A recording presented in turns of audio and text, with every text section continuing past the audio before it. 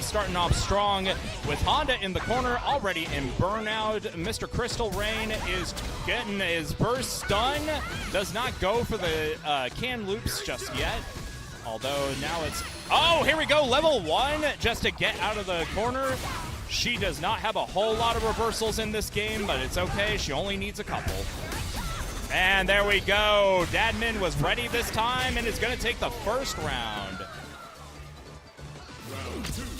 The thing about Honda that is one of his biggest strengths is that if you are very good with how his movement works, he is just a straight-up tank on the field.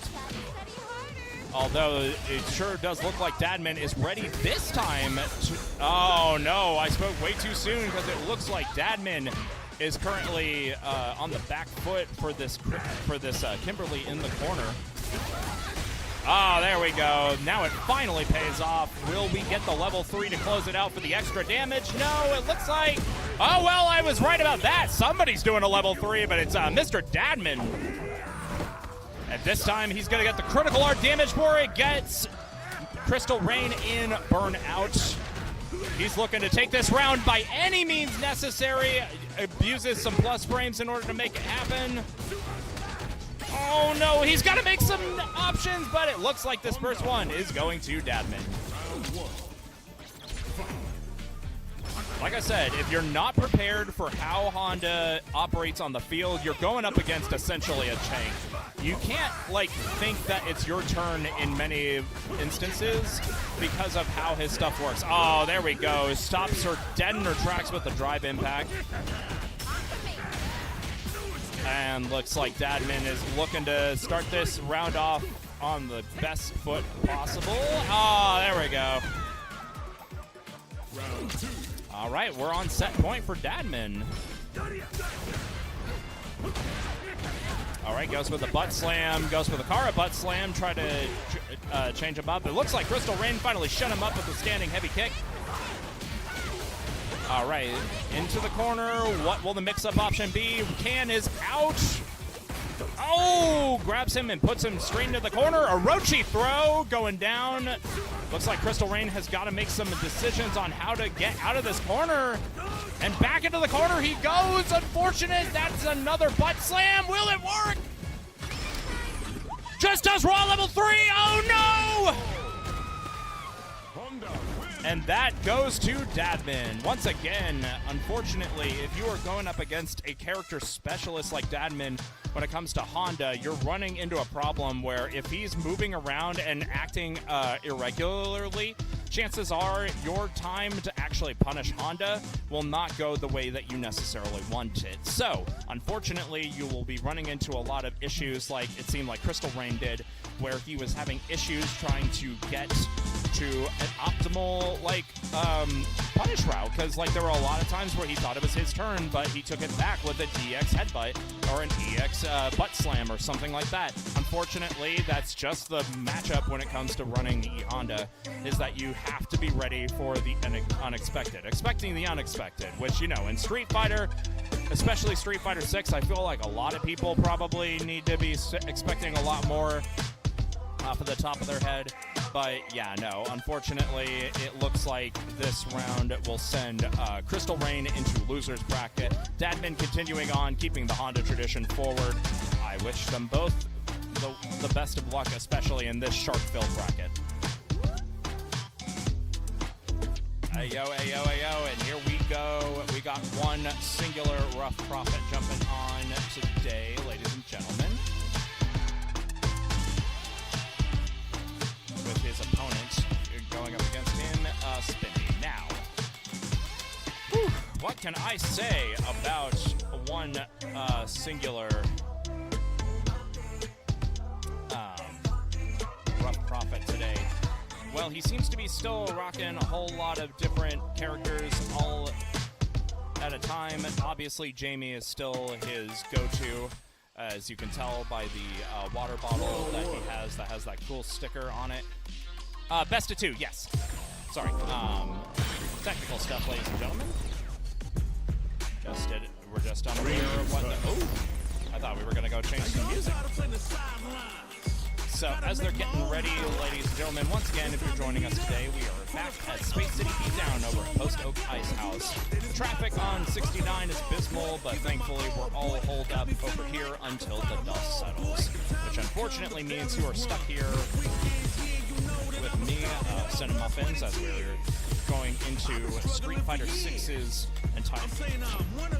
Oh my goodness, I have the hiccups. I might be a little bit nervous on the commentary, but you've only got me for only so much longer. So, it looks like... Oh, we got the Viper pick already? Woman's only been out for 3 days. 4 days, I think. What will we do with Miss Crimson Viper? Alright, so let's take a look. So both of these characters originated from Street Fighter 4, of course. Jury joined the party a little bit later in Super, but now we got good old Mr. Wait, what? I don't think that's right. No, I think Rough Prophet is playing Viper, if I'm looking at this right. So it looks like Spinny is currently doing his best to pressure Rough Prophet into the corner. Unfortunately, it looks like this is starting almost as fast as it began. Oh, good punish counter grab. Hey, I thought he was playing, oh yeah, sorry. Sorry about that, guys. So we've got Rough Prophet punishing, doing stuff into the corner. Oh, there's the feint. So one cool thing about Viper in this game is that if you've played City of the Wolves, it's a really fun game. You have some tools to your disposal where since Crimson Viper is a KOF character in almost name and gameplay style, she has a bunch of feints. So as you can see, Rough Prophet was trying to take advantage of that. Unfortunately, now Rough Prophet is at a bit of a disadvantage, but he gets a grab. One more guess is going to do it for this round. Oh no! Oh no, you got to be careful that you're not getting killed by Chip. Oh no, now Spinny has to be careful they're not getting hit by Chip. There we go, crouching medium punch. And now it is the final round of round 1. Rough Prophet trying to take advantage of those flame kicks. There we go. The crouching medium kick is doing wonders for him right now, but I think he's fainting a little bit fast right now. One of the other big things is that Viper opens herself up to a lot of really good combo damage if you do a bunch of feints like that. Thank you for the demonstration. And we hit him with the level 3. Rough Prophet already making a good name for himself. Oh, wow, gets him with the seismic hammer, but unfortunately misses the follow-up on that. All right, this Prophet's in a really good spot. He's got a lot of life to spare. Spinny tried to do the, there we go. Spinny tried to pressure him more with the command grabs, with the grabs in the corner, but it looks like Rough Prophet's already starting out real strong with Crimson Viper, and Woman's already been out for 3 days.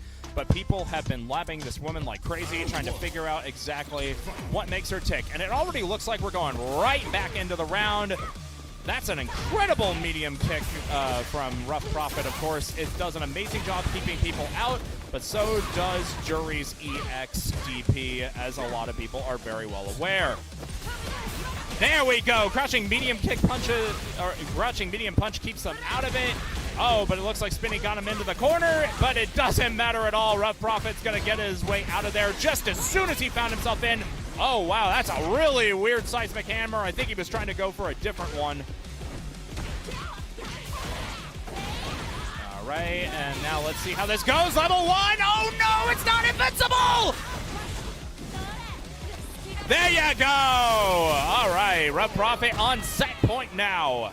Spinny's been having a good foot forward this round, but he's going to have to do some extra stuff if he wants to keep staying in this match. Once again, he keeps getting hit by the crouching medium punch, which is a really good tool that Viper takes a lot of. And it looks like Rough Prophet is pretty content with doing a pretty simple drive rush combo on that one, even though he could have gone a bit farther. But I think he's not wanting to go a little bit too crazy with it. It looks like he's doing his very best to keep a cool head while playing with a brand new character, especially this crazy redhead who is full of a lot of different traps, like this seismic hammer. You do not want to get caught in this seismic hammer if you are on Spinny's side. Opts to not go for it again. If you guys are seeing how this is going down, oh, level 3, oh my god, it hits! And it's gonna be Spinny's critical art, so we're gonna get a lot of extra damage going forward. It looks like Rough Prophet is now kind of having to play on the back end. There we go, Spinny stays alive! All right, guys, this is match point for Rough Prophet, survival point for Spinny. All right, standing heavy kick. There we go. There's the old reliable medium punch. Again, Rough Prophet trying to bait something out of him, I almost feel, with the way that he's doing these feints. Man, it feels weird to see Viper in a game where parries are a thing. There we go. Medium punch punishes the drive reversal very handedly. All right. What's the answer? What's the answer, Rough Prophet? Are we going to get the... Nope. There we go. There is the grab. Spinny is going to have to play very carefully. He's not out of it yet. Unfortunately, that sweep is going to knock him out of there. Rough Prophet, already a strong showing for Crimson Viper. I think Rough Prophet was trying to go for a lot of crazy feint combos. See, let me explain that also. Feint essentially makes it so that you're able to cancel out of whatever move that you're doing. In this instance, Seismic Hammer, and you're able to continue the combo with little to no problems. The only issue really is that the only issue when it comes to this really is that you're unfortunately running the risk of either dropping the combo or not effectively continuing the combo or hitting the wrong button. There's a lot of things to consider when it comes to feints, and there's a game called City of the Wolves that's all about understanding how feints and breaks and all that kind of crazy stuff usually works out. So if you're like a Street Fighter diehard and you're really starting to love all the crazy cancels and such that you're getting with Viper, because she utilizes it very differently in comparison to a lot of the rest of the cast, why don't you try out City of the Wolves at some point? That probably definitely will give you a lot more of an understanding why Viper plays the way she does, because a lot of her feint cancels are a core structure of her gameplay. So you're not going to be doing a whole lot of drive rush unless you're like really just wanting an easy way to extend the combo. But that was a great showing from Rough Prophet. Spinny, unfortunately, sent to the loser's bracket, but it looks like Spinny is going to keep his cool and composure, and hopefully we'll see him later on in the tournament. But that's neither here or there, ladies and gentlemen. We're going into an eternal rivalry, Sagat versus Ryu. Look at all my haters, y'all taking a minute. I'm terribly sorry. Who we got? Oh, sorry. Round one.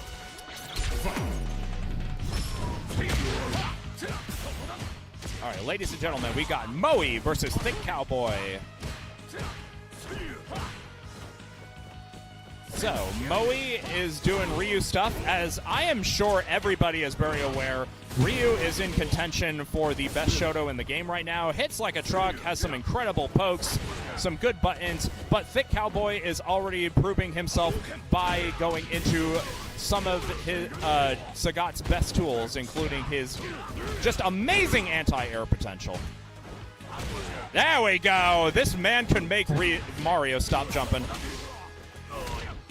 Oh, taking advantage of stuff. Oh, no! He really thought he was him with that ODDP.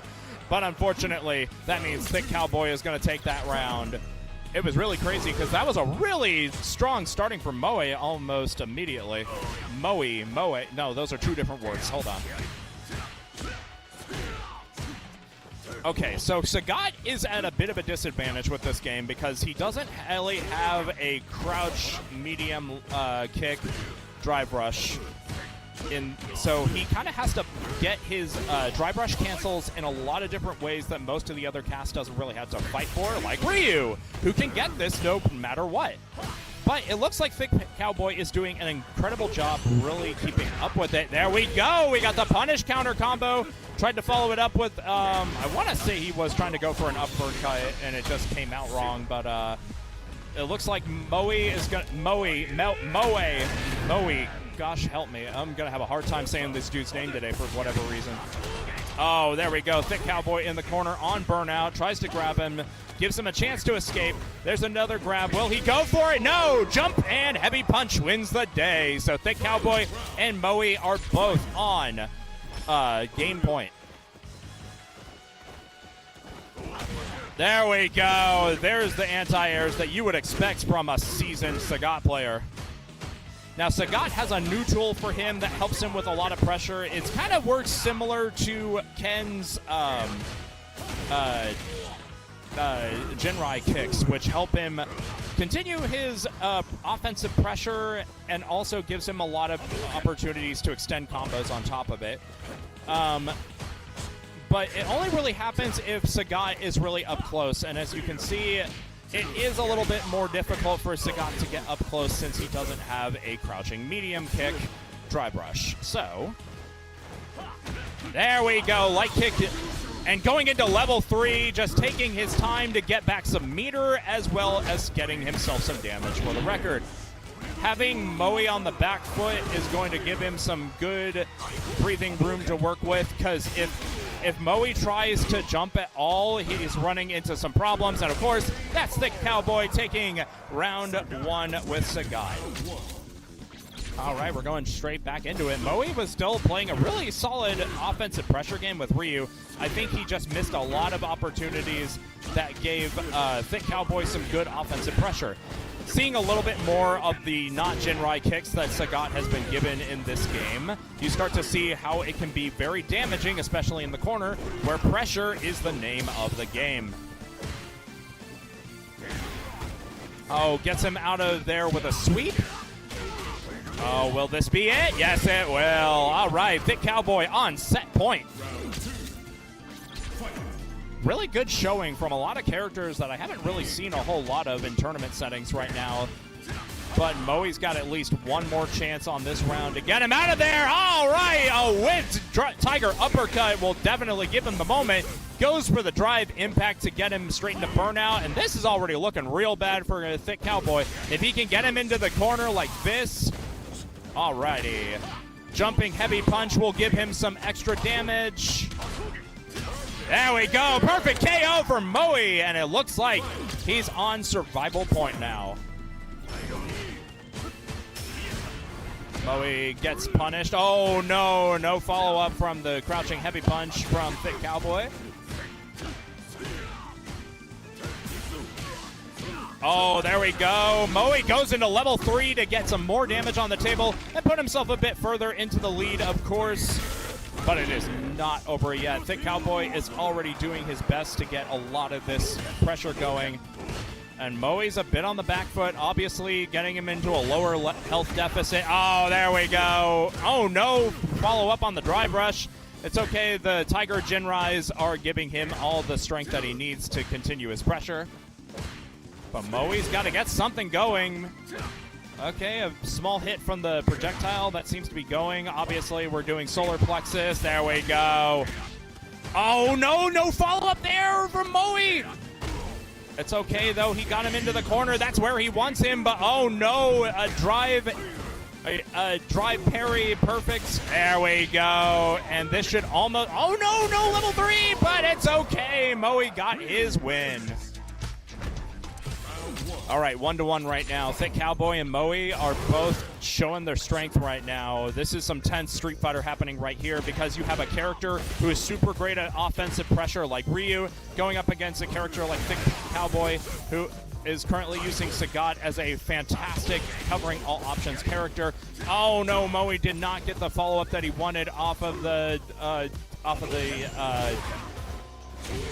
pressure he just got.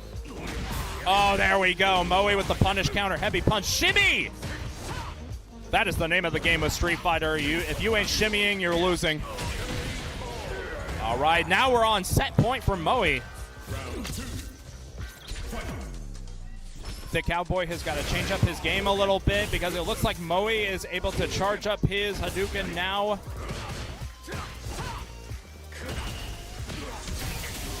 Now he's got Denjin charge.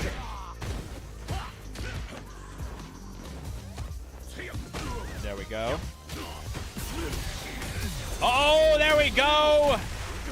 Thick Cowboy showing some signs of life as he is able to get a Tiger Genocide? No, that's not Genocide. That's Tiger Cannon. Cannon, that one. Fake fan over here.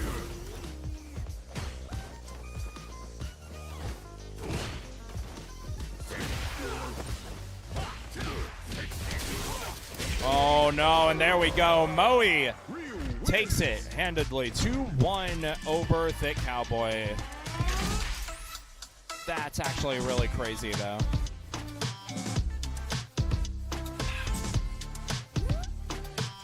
We're good. Thank you very much. All right, so it looks like, ladies and gentlemen, Moe ended up taking that Ryu fight single-handedly. Once again, Moe showing off his skills. Oh, here we go. Ladies and gentlemen, next up is a real treat because we have one big body specialist, Mr. Madgear, in the house today. And it looks like he's jumping in, taking a break from 2XKO, as it were, to show his time over in Street Fighter 6. He seems to be very, very infatuated with that game. However, it looks like he's also looking to get himself back into the ring with Street Fighter 6 as our pride and joy Marisa player. There is no character loyalist that I feel makes that character work in a way that Madgear does. He covers all of her biggest weaknesses and utilizes Marisa in a way I have not seen a whole lot of these kinds of players really use her right now. Oh my goodness. One-on-one.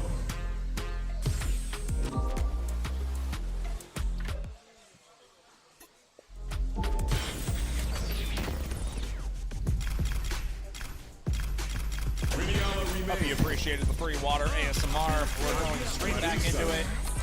Once again, we got, hockey. Alrighty.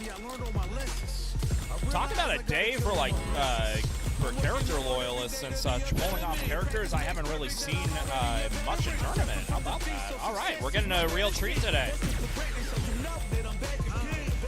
Yeah, I think every single character today has been on the screen has been a different character, which is exactly what you want to see with a game like this, right? You want to see a game where you have a lot, where with over 20 characters, you want a lot of visual variety in your tournament. Ladies and gentlemen, Kid Gohan versus Mr. Madgear. Once again, let's get straight into it. Now, I'm not sure how this matchup looks for Marisa necessarily. But then again, I don't know how a whole lot of these matchups look for Aki. Once again, going for one of the big buffs that that Marisa got when it came to this season in particular. I really thought that was about to kill. Oh my goodness. So, as you can clearly see, Mr. Madgear took advantage of a good punish that Marisa has in this, where she's able to go into light punch, into heavy punch to connect combos, and this is a really good way to get into her Gladius to continue combos. Speaking of Gladius, we got another instance of Kid Gohan into the corner, and we're going into straight level 2 just to put the fear of God into Kid Gohan. Kid Gohan gets the reversal. Looks like he's trying to find a way to poison hit Madgear and keep him out right now. Oh no! There's the punish counter roll into the corner, and Kid Gohan is already on the back foot up against Mr. Madgear. Oh dear. See, Kid Gohan is running into an issue where not successfully stopping your parry in time is causing a lot of serious problems with him, especially that. Oh, but he gets out of the corner like a snake. And Madgear's in burnout, so this might be his moment to get back in there. Oh, no, there's the level 1. That's the other thing about Madgear and his form of big bodies. You really, really have to just be looking for a super at any given time. Okay, but the snake strikes are definitely giving him some chances to get past the armor. And there we go. All right, Mad Gear on set point once again. But Kid Gohan, it looks like he was figuring out a lot of the extra stuff up against Mad Gear. There we go, another reversal going. Level 2. Oh, gets the last hit on the flubbed reversal from Mad Gear. Hey, we got those poison combos. We got the. I wanted to say Viper, but no, Viper's another character in this game. There we go. Reversal going in for the 1-2. It's almost like he's expecting the lance at this moment, the javelin at this point. There we go. Good punish counter into the corner. Level 2 again. Oh, no. It's okay. He's not out of this just yet. Level 1. Oh, no. Now he's out of it. And that is unfortunately Kid Gohan. Valiant effort. You could really see him really trying to play around with where he could find some pokes and holes in the armor. But of course, with a character loyalist and specialist like Mad Gear, it's unfortunate that he just understands how to cover every ground if he can help it. He never really goes for like the most unsafe options when it comes to Marisa. He's very upfront and making sure that all of his best options are covered, and also is just a killer with converting small punishes into big as hell damage. So unfortunately, that is Kid Gohan getting sent to the losers bracket, but don't worry, he will get his time to shine, I am sure, somewhere down the line, and we hope to see him later on down the bracket. Ladies and gentlemen, it looks like we are jumping into another Houston local once again. Oh, hang on.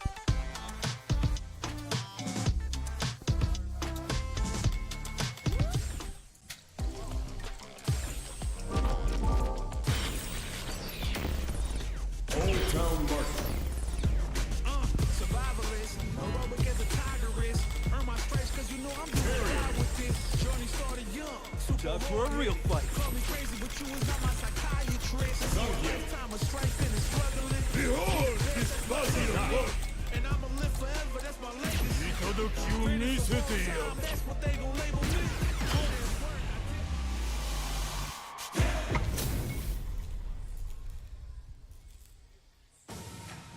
Round 1.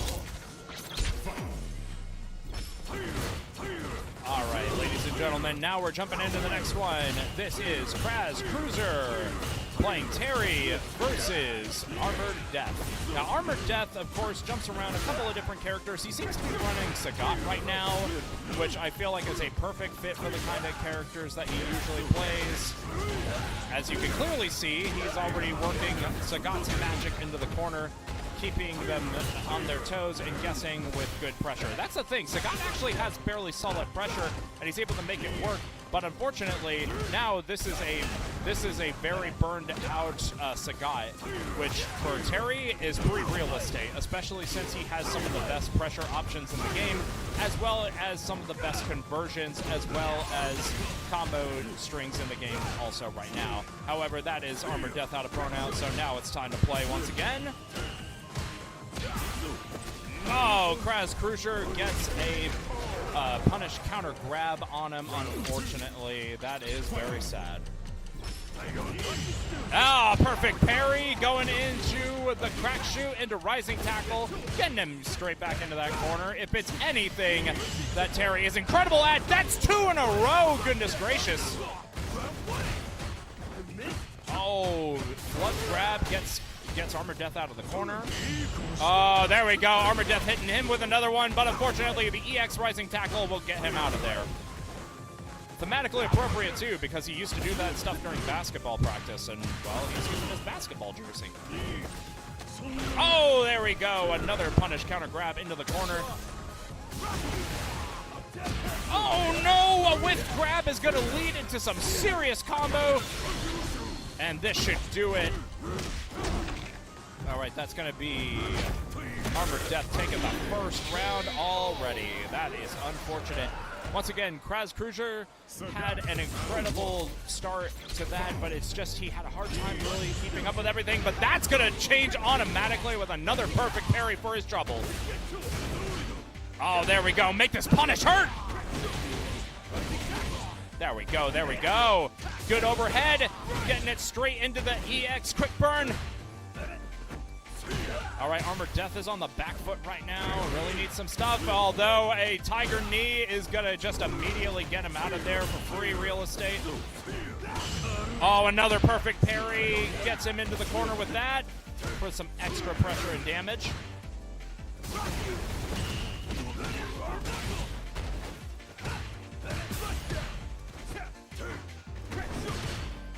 All right, now it's Kraz Cruiser basically making sure he doesn't get into burnout right now, just so he has more to play with. But that level 2 might actually kill. Yeah, there we go. All right, that's Armored Death on set point. Cruiser is doing an amazing job keeping toe-to-toe with him, but unfortunately, he just can't close it out. Let's hope this changes up in the second round. All right, we're already doing a great combo into burn knuckle. There we go. There is a parry on the Tiger Jinrai.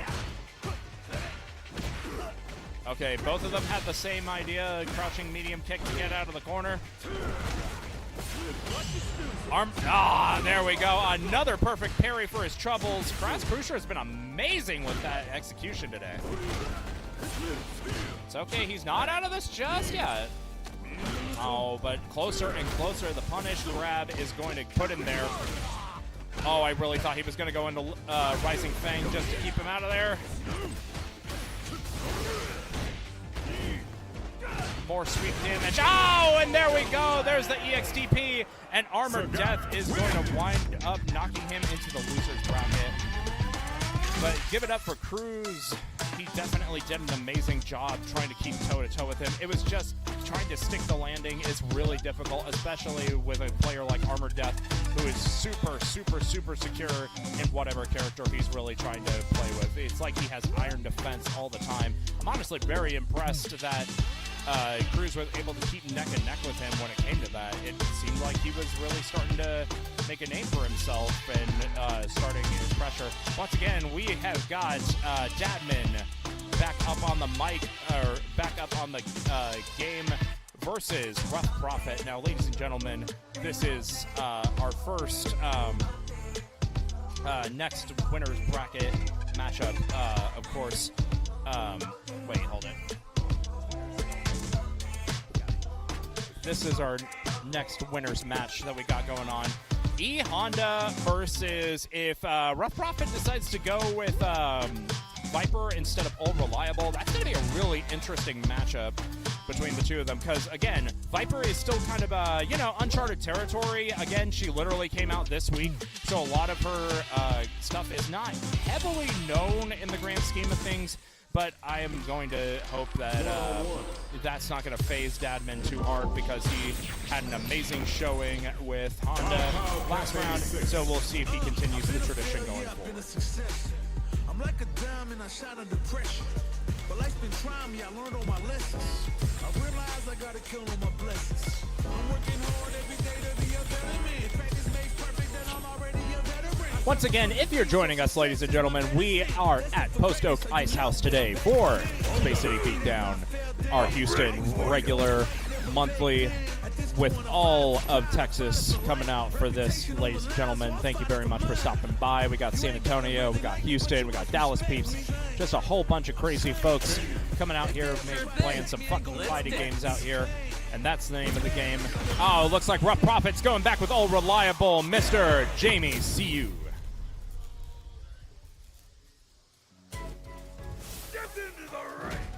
Dadman coming in strong with Mr. Honda. Let's begin.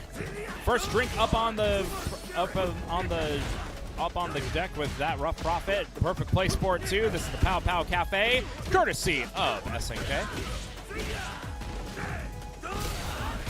Oh, he was ready for that one that time. Looks like Dadman's gonna convert that drive impact into some serious damage into the corner. Rough Prophet already off to a pretty bad start. I would not want to be here if I was in his position, but that's okay. Rough Prophet got those two.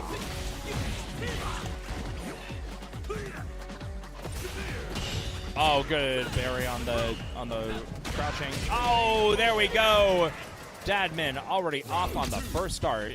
I gotta be real. Dadman hitting those click and clacks and taps with his hitboxes or his leverless is very addicting to hear. I'm gonna be perfectly honest. Oh, good punish off of Rough Prophet. Oh, and we are just ready for these drive impacts today. Going into the level 3. Now, again, one of the bigger issues with Jamie is that his level 3 on its own doesn't really do a whole lot of damage unless you're on critical art. Another perfect parry from Rough Prophet. Getting the pressure that he needs, getting this combo conversion, looking to see if he can kill off of this. Probably not. Hey, there we go. Perfect KO for Rough Prophet's troubles.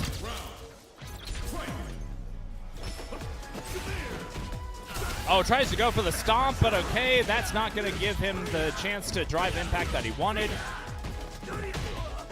Another stomp coming out. Let's keep it moving. All right, that's Rough Prophet out. Gets a drink for his troubles. Oh, very fantastic punish from Rough Prophet. Drinking, of course. Oh, no. That's going to be Rough Prophet on the back end of most likely. Oh, no, he drops it. Here goes the level 3, and that's going to put him into burnout, giving him the highest damage of any level 3 in the game, too.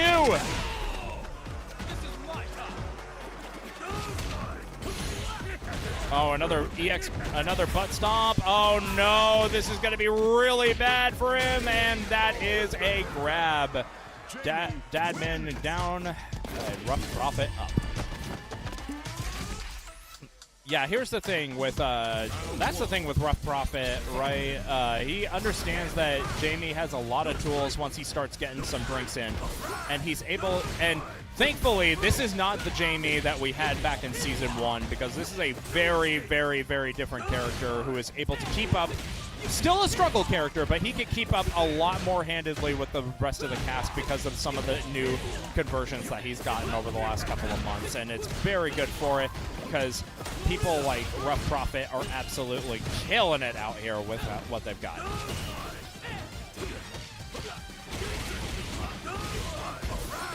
All right, it looks like Dadman's getting some good pressure and good damage on the offense right now. Goes with the level 1 to cash out some damage. Oh, Kara butt stomp. Oh, but he was ready that time, but that's not going to matter at all because the drive impact only favors those with good vitality. All right, this is Dadman's opportunity to really catch back up, because this is a very close match between the two of them as of right now. Once again, we've got Rough Prophet up on 2 drinks. Dadman tries to go for a switch up to get out of the corner with the butt stomp.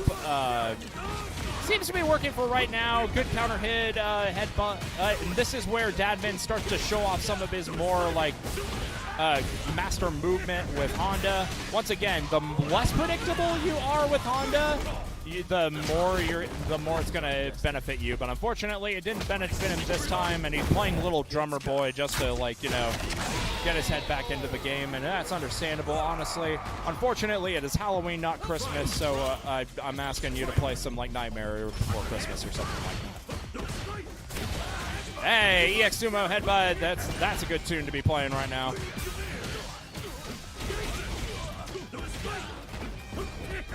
All right, Rough Prophet's got to start making some choices because this is already looking like a really good spot for Dadman to be in. Yellow health range, and it looks like Dadman's gotten out of the corner, gets a drink for his troubles, thankfully. EX Sumo Headbutt, he blocks it that time. Not the best punish he could have gotten, but I think he's just trying to mostly get out of the corner right now, and he might be a little bit nervous given the fact that, you know, I wouldn't want to be up against a Honda player like Dadman. He would probably bite my head off. And Orochi throw. That is 1-1, ladies and gentlemen. All right, Rough Prophet's got some choices to make. Going back to character select, possibly moving off of Jamie to see if he could do something with Viper, but I don't know if he wants to. Yeah, there we go. Straight back to Jamie. Costume select, of course. He wants to go for puffier sleeves. Maybe he was expecting colder weather. We're sure not expecting colder weather because the sun is on it full force today.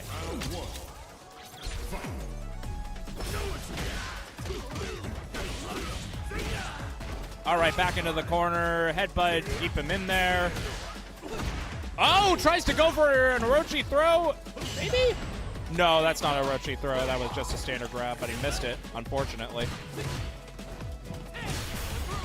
All right, now he's got Dadman in the corner, but unfortunately, Dadman's going to make his way out. Unfortunately, at burnout, so he's trying his best to mitigate the amount of time it's going to take to recover.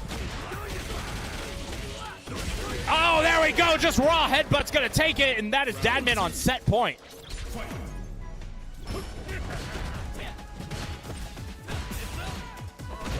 Oh, good whip punish by Rough Prophet. Unfortunately, didn't get much off of it. And there we go. Speaking of a punish, he gets off of it. He's going to take a drink for that. Get 2 drinks for his troubles. There we go. Drive impact clash actually works for Rough Prophet this time. Oh, no. Careful, Rough Prophet. It's not over just yet.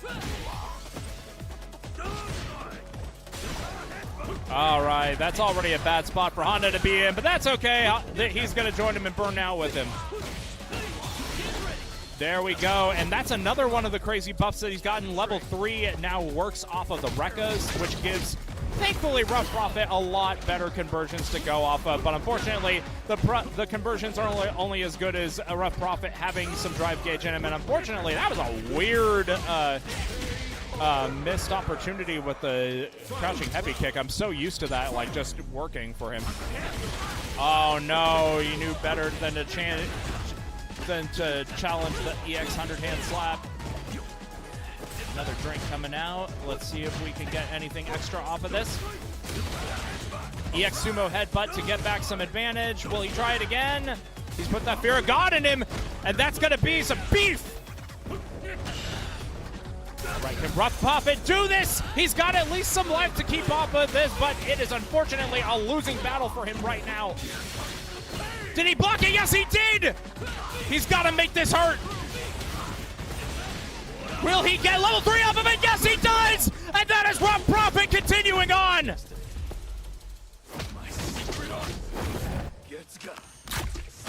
That's it. That's a Mortal Kombat fatality, ladies and gentlemen. That was an incredible conversion from the Rough Prophet. Once again, proving why Jamie Siu is working his way up in the tier list. And of course, Dadman, of course, did an incredible job with Honda. Once again, really understands how the character works and is able to keep the random nature of it to his advantage. But unfortunately, you're dealing with somebody who is so used to this by now, and Rough Prophet is going to be continuing his way up the bracket. Oh, man. Whew.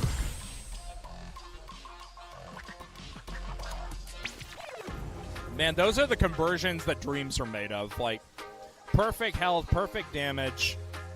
Rough Prophet was able to make his way through this with no problems whatsoever. Well, okay, a couple of problems.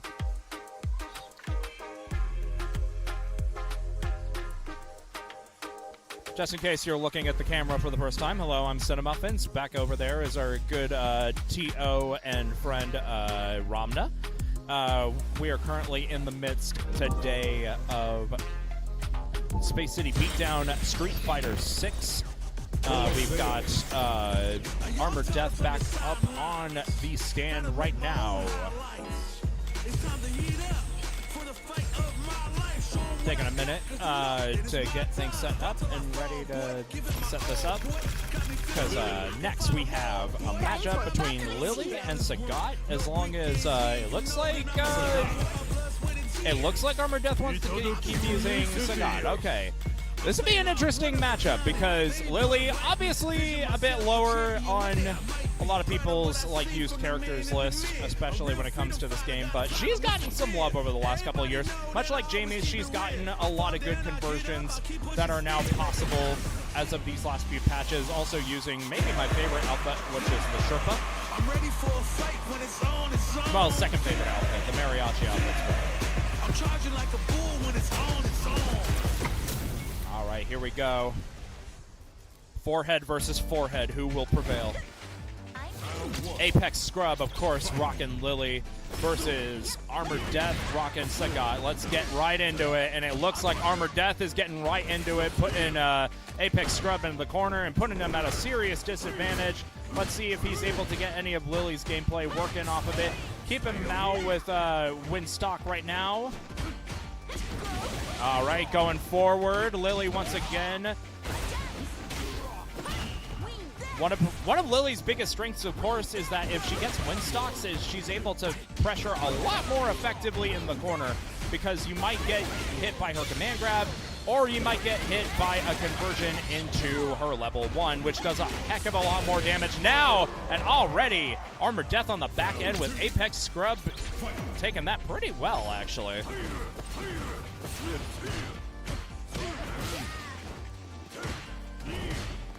Now, Lily is a difficult character to make some stuff work with it, so Apex Scrub has done everything he can to maximize everything, including the 2 HP that is just a fantastic anti-air. But he's going up against Sagat, who is a master of anti-airs as well as a master of getting himself out of the corner. Armored Death, of course, now trying to keep him out with Tiger Shots, because the Tiger Shots are fast enough to counteract the win stocks, which is what he really needs to keep Apex Scrub away from his win condition, which is trying to pressure him with armored stocks. And it looks like he was trying to keep him out a little bit more with some extra fireballs coming out. Unfortunately, the Tiger Shots only do so much, and there we go. Armored Death sacrifices going into Burnout in favor of getting out of the corner with a grab. Unfortunately, this now means that Armored Death is now on the back end of punishes that do not require win stocks. Oh no, there's a drop! Oh, that's unfortunate. Apex Scrub and Armored Death now at 1-1 for this match.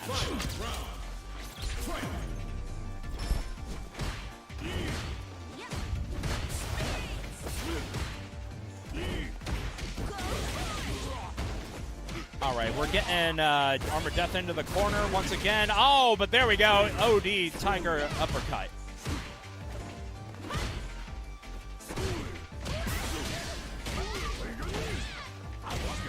Tiger uppercut going up there.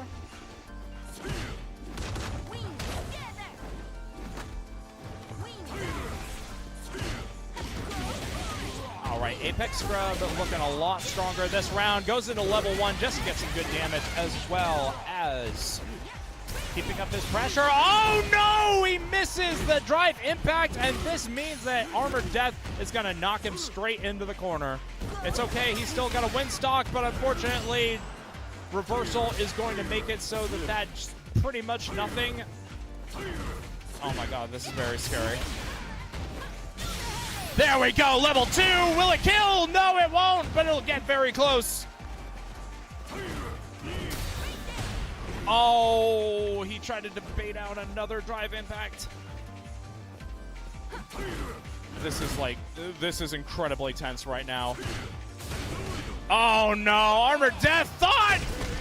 Armored Death thought, unfortunately, but Apex Scrub already up 1 round, which is already a good start for any Lily player.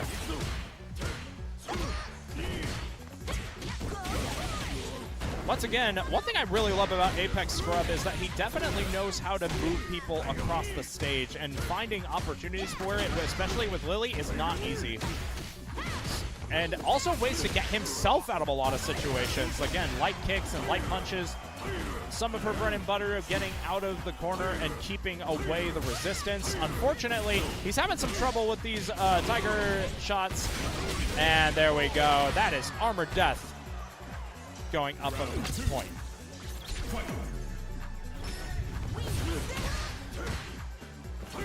Right, once again, for those of you who were expecting a Dry Brush after that, Sagat is one of the few characters who does not have a 2MK and a Dry Brush, so it makes him kind of crazy to play in this game because he's playing in a whole entire different fighting game. Well, that doesn't stop Armored Death at all, because he's definitely showing exactly why Sagat still needs to be feared. Right. Doing the Tiger Knee, being able to pressure effectively, especially from a distance, keeps it safe on block. Apex Scrub still has some drive gauge on him. We'll see what he ends up doing with it. Again, going with the drive impact to keep it up there. Now both of them are in burnout.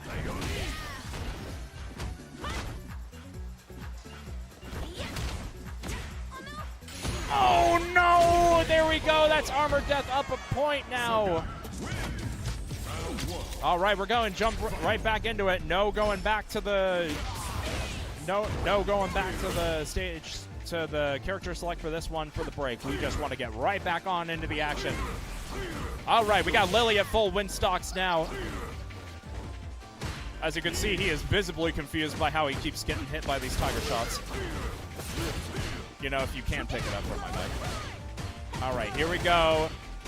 Once again, Armor Death trying to get something from these win stocks. Or, sorry, Apex Scrub trying to get something from the win stocks.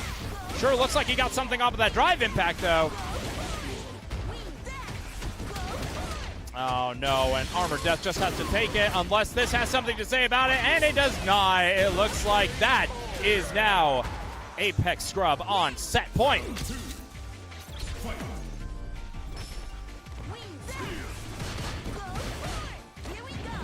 Oh, there we go. There's the first command grab. Drive rush 2 and 2 HP. Doing it from that distance, I believe that should keep it safe. But again, Condor Spire is very fickle if you're not prepared for it.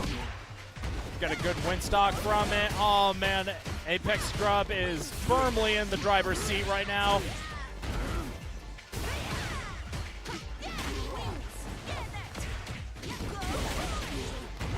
And it's starting to look like this is already a wrap. Oh no, no level 2! Oh, but that's okay, because we got Apex Scrub moving up the ladder over Armored Death. Once again, both incredible players in Houston in their own right, but unfortunately, one is just a little bit ahead of the other, especially with a character that came out literally at the start of the game itself. So that is unfortunately Armored Death getting sent to the loser's bracket, but I have no doubt that we will definitely be seeing him sometime later down the bracket.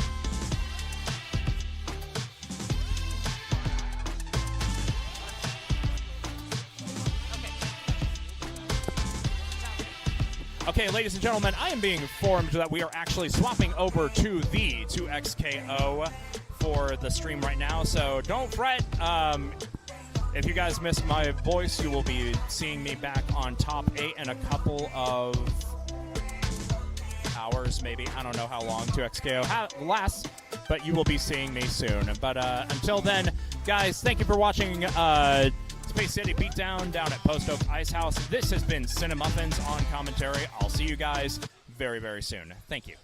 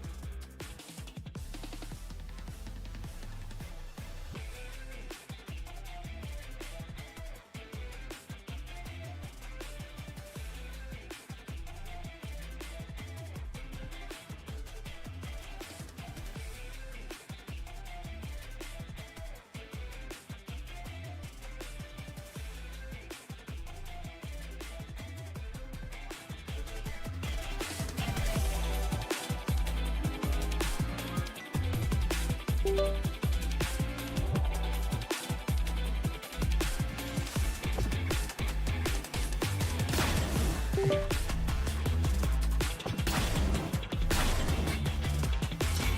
your fighters.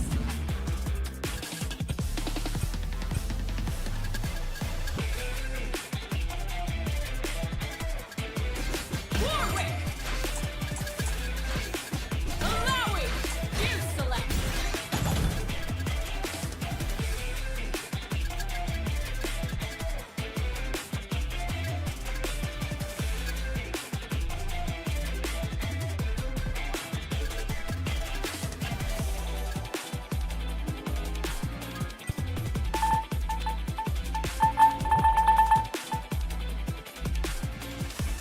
Malawi. Darius. Select your fuse. Choose your destination. Victory is on the horizon. My goddess. Ready. Advance. Let's go. All right. 1-2. We good, Christian? Okay. This is losers semifinals.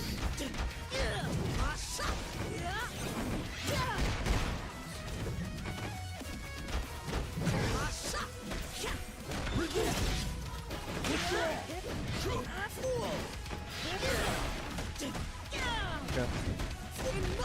All right. Hello. Welcome. Welcome. Space City Beatdown continuing on today. We've got some 2XKO. About to get into the top 4. This is a match up here between Armored Death versus Rocking South. Winner of this makes it into the top 4.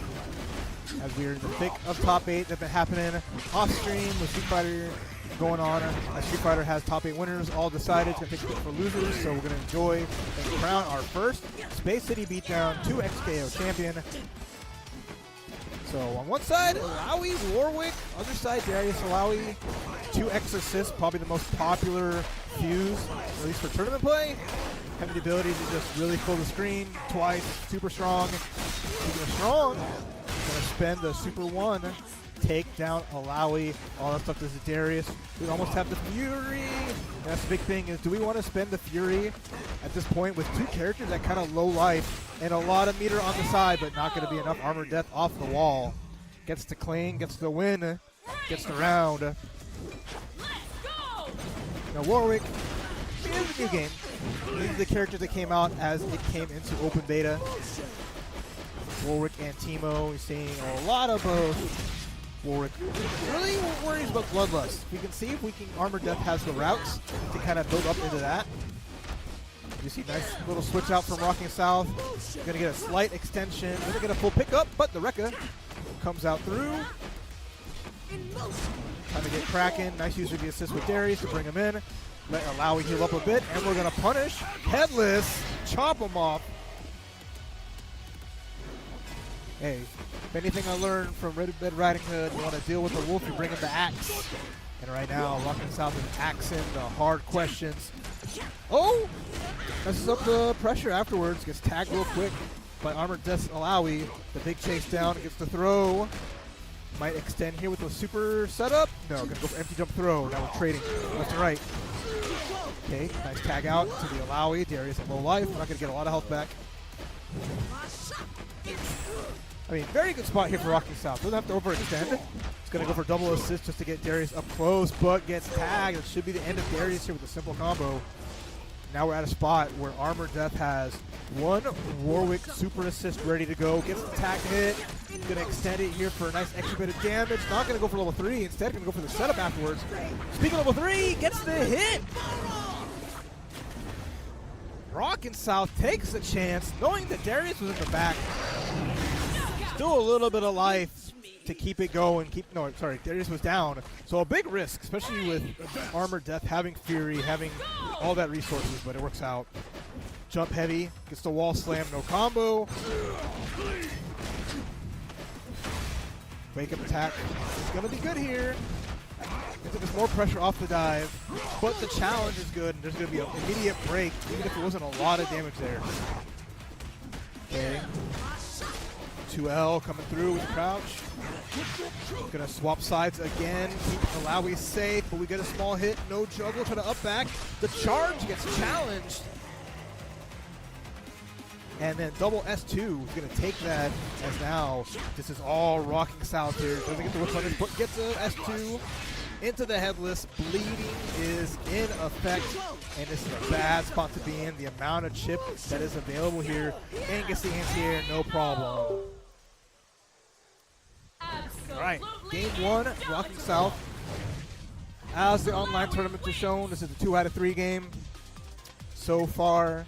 So rocking south, despite losing that first round, definitely did a great job of just putting on pressure and just using the advantage of the range from Darius against allowing Warwick and just managing to get the hits in neutral. All right, there's the block. We have the tentacles out. The dive comes through. A small challenge out. First specific hit. Going to armor death. Gonna get a light combo. Didn't use the assist to extend it. Small drop as well. Gonna get back from the corner. Now it's a tough spot to be in. No punish on the roll forward. Gets to jump over. Gets the low hit. Immediate break. Okay, super comes out. No punish here. Doesn't go for the 5L. So now we're gonna eat another full combo as armor death extending. Gets a small hit. Double OTG. Should be able to get full bloodless here off of the super one. But not quite. Very, very close to one more combo can do it, but bloodlust slowly but surely draining out. Coming out of this combo here. Doesn't want to break. Spend that resource yet, but going to be in a tough spot. There's the power up super, put out tentacles. Over to the swamp, backdash no good. Gets Warwick out of there in a tough spot, but a great punish should be able to remove Alawi here. Never mind. Heart tag. Okay, punish. Bring it down. Power up super actually techs out, no problem. All right, we're in the quick sandwich. Octopus sandwich. I don't even know what sandwich is made in such a delicious way, but either way, Darius finally gets taken down. It's all down to the Alawi here on the side of Rocket South. Armor Death in a great spot. Autometer, but the super headless removes Warwick from the equation. Rocking South now with a small chance. Gets a tag hit with the assist. Fury's available here. Gets a hit on the other side. Should be a quick and easy kill. Level 1 super. Just catching the 5L anti-air on the jump over. Rocking South. Match point. Alright, neutral jump. Trying to catch Warwick in the air, but Armor Death staying to the ground. Getting on the fight. Nom on him. Bloodlust looking good here, and we get the super. Almost enough Bloodlust to activate. Needs one more small hit. Should be able to do it here. Pops the Bloodlust. Doesn't get the combo from it. But now we have the special cancels available. Could be really huge for Armor Death, who finally pops Bloodlust on the Warwick. Rushes in. Attacks the assist. So Darius now out of the equation for 4 seconds. Big jump in, okay? The extension. We got our Bloodlust combos. Very nice. And that spends it all. OTG. Super again, but doesn't make it through. And a small punish is going to work out. Now Rocking South back in control. Unless. Okay. Swang him. Wrap him up. Charge heavy though, no good. Now we're in a scary spot here. Rocking South finds a clean hit. Armor Death holding onto that break. Gets the extension. All right. Boom. Couple helping hands. Nice parry. Forces out the break from Rocking South. That's a great answer from Armor Death, who finds the cross up. Has plenty of meter here. Doesn't want to use the super to try to close the deal, unfortunately. Content on just kind of getting the chip out here against Darius, but looks like, ooh, the low. One of the longest range lows in the game. Great catch on the backdash. Armor Death looking to get around here, no problem. Ties up the round in a must-win game. Loser side. Right, hey, check out the Darius. Swing the axe. Top the trees. The big bad wolf ain't got nothing on Noxus here. And then the burst out. There is still A lot of bleeding on the side, and the extension is really good. The range of the assist working super strong here for Rockin'. Keeping it rocking. But S1, not going to work. Small little punish here. Armor Death is all down at Malawi here. The tentacle extension almost had a juggle here. Armor Death though, have a chance. Rekka gets the knockdown. Chase down's good. Overhead gets the chop. Bleeding is not here yet, but a nice jump in punish. Armor Death is going to start with the extension off the Warwick, still having assist available, being super important. Boom. Let's get cracking. Overhead gets blocked, no parry, but the throw's good. Gonna be able to get an extension here. An immediate break. No block on set Armor Death, but he does find a punish. Rocking south now. Almost enough meter here. If they go for the tag out, they can guarantee the kill. Even level 1 here. Yeah, Super 1 should do it. And that'll be 2-0. Rocking south over Armor Death. Rocking south makes top 4 on the defense side. Keep on rocking. Malawi wins. Yeah, just finding that one hit, it worked out really well. And Armor Death not having access to Fury, having to play that entire way without a Fury available, which could have enabled so much damage. It's tough out there. You really want to make do your best shot when you're playing, you're down to your last character in a situation like that.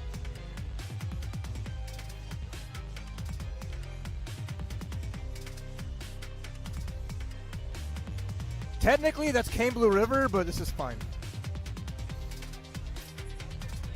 Yep.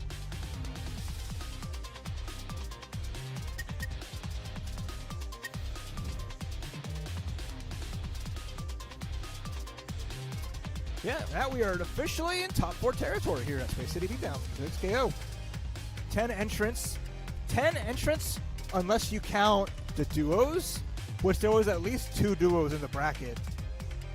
Which, I mean, a duo counts as 1 entrant, but technically 12 people. If you think like number-wise, I count that, all right? Duos count as 2 people, or else it's a single. That's not how they entered, you know. Select your fighter. I'll argue that all day.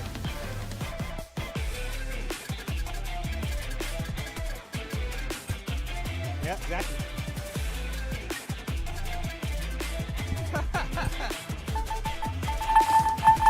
Some tournament is gonna have if a duo wins, they're gonna have to play each other who keeps the trophy.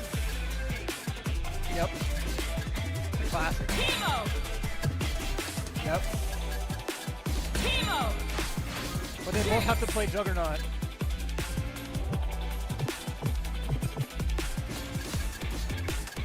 Yeah, top 4. No surprises here. 2 of the Houston's strongest fighting game players in their second game. From the typical Street Fighter side, it's going to be Mr. Mad here. The Longhorn University shirt from the school of Kane Blue River and the Juggernaut.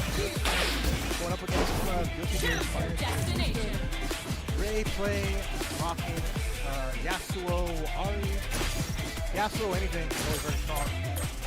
Hard, all the buffs that she got when the game released in the beta. Could be super.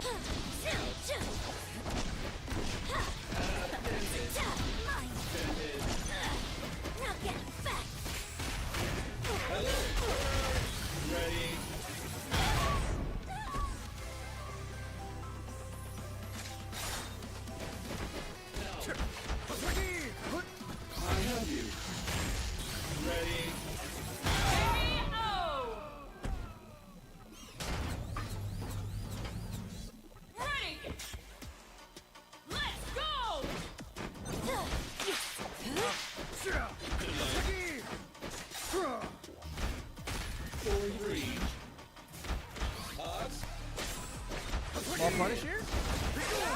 Crossover's good. Gets the extension here. Should be able to set up the Ari in the corner. Extended. Doesn't get the combo off of the held Super 1 of it. At the very least, we're going to find a big hit here. Juggernaut not starting with near full Fury every round. Really needs to win that first round just so they can make up the most of it, especially going into the second round. Right, not a double down, so we're not going to be able to, well, maybe we'll finish. The throw reset is good, actually. Very smart. didn't opt to go for any kind of supers on Ari's side. Instead, just happily content to make it count with the throw reset, since if you tech, you are susceptible to getting grabbed. All right, small hit for Mr. Mad Gear, but doesn't get the combo after the standing hit. Jump over getting hit. Now great play. Extending it, getting some great damage. There's the Fury activation though. Gets the grab, immediate break on the side of Mr. Mad Gear. Great play, anti-air's good. Big steam ahead, full steam ahead. Super has the power up double down, not enough to kill, but now you gotta guess. Wake up special, saves the day. Jump over. And the trade gets a launch but no extension. Command grab comes out. Beats the armor, 2 hits on the jump heavy. Yeah, so being able to break the armor on Blitzcrank's charge command grab, making that super easy. Level 1, level 2 should be able to clean out the first game.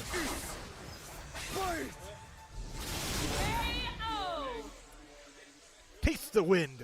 Unforgivable skill. Yasuo wins. Ready. But yeah, did a smart stuff here. Great play up. 1 game already. Gets a small hit. There's the push block. Could be able to tag Ari into a full extension, but no. Goes for the yoink.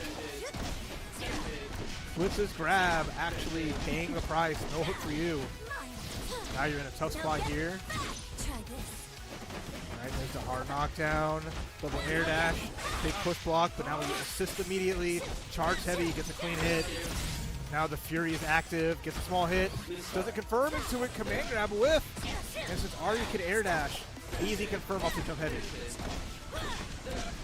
Alright, 3-bar on Ari, should be able to roll 3 just to kill out this Fury timer. If not, kill out Blitz outright. Can robots feel love? It looks like so. Twist KO Sand. Robots' emotions are in full, but we get the level 3! You run up on me! Get set sky high! Sayonara Ari. You flew too close to the sun.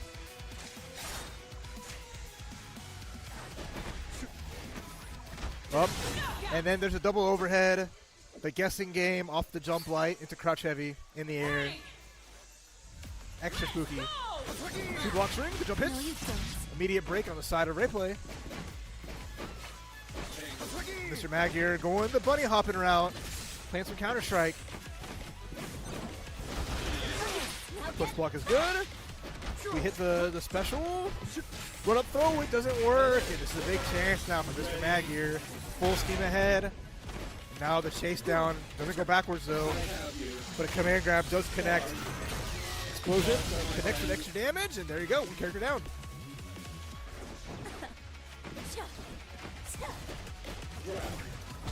All right, punish, made a hard read, didn't work out. Anti-air hook. Let's replay, get a big shot here, and go for the extension, light. Get the extra meter here, nice spot here with the setup. But the wake up special actually saves the day. Oh, scary spot, almost had the punish. Light charge, I like that.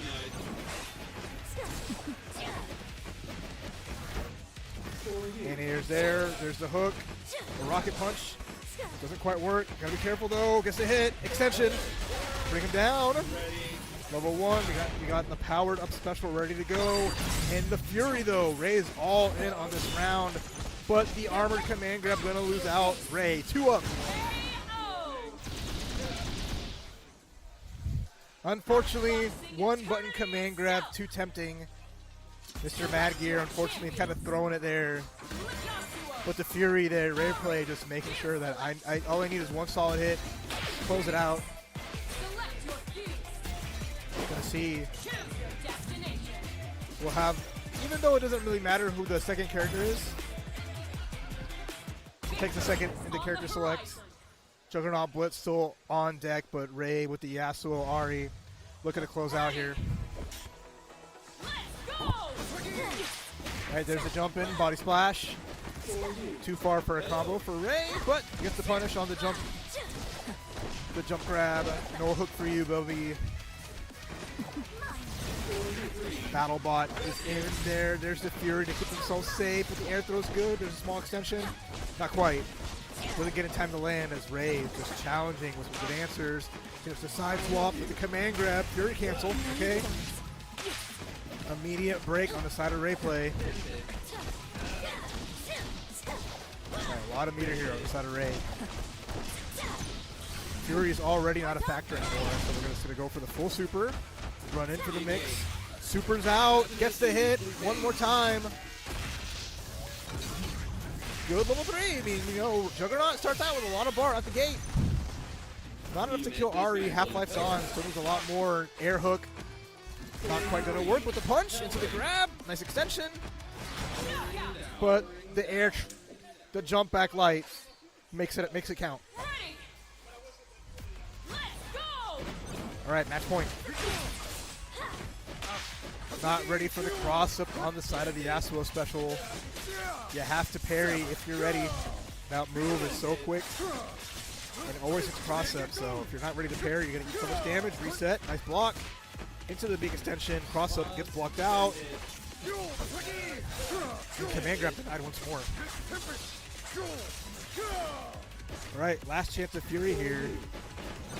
For Ray, command grab's good. Not really get extension because it is not a powered command grab. Still needs a bit more steam. Gets a kick. Command grab, catch it looking. At this point, command grab again. Nice hit. Level 1 is going to kill. And now Ray play down on the Ari here with Fury. Nice parry there. Gets a small hit. Fury's there. There's a chance with the air throw. Extension, no problem. Guilty Gear players going to get those air throws. Does a good job to finish that up. 3-0. Getting to Grand Finals winner side.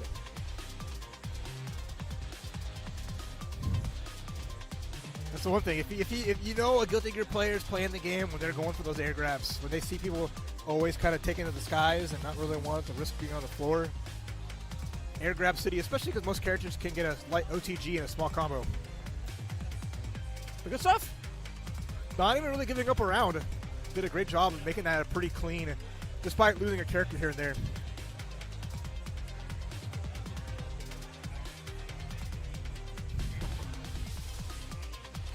All right, who is next on the casting couch? Looks like we got a duo coming up here. Okay.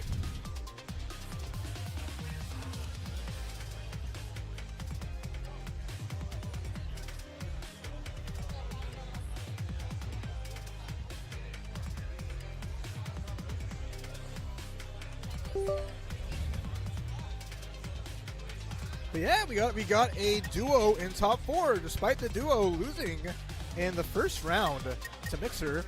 This is Redfish and Tyson going up against Rocking South, who we saw earlier qualify right as he jumped into the top 4 qualifier match. So Redfish and Tyson beat Superstar 2-0, beat the duo of Shrimp to God in 1-3-4, 2-1, and then beat Mixer, the player that tend the duo losers, 2-1. So now they have a chance to get to top 3 with a duo. Let's see if Redfish and Tyson can keep up the power of 2. And pretty much it forces Rocking South to the corner of the couch. I hope they get a good enough view. This couch can sit 3 people, but if it was 2 sets of duos, I think we'd be out of luck.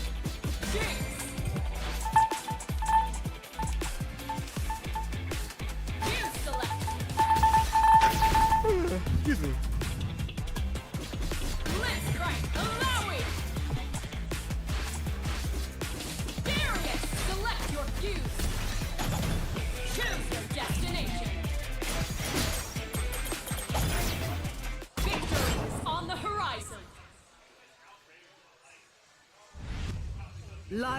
Bend the knee while you still can. Ready. Advance. Let's go.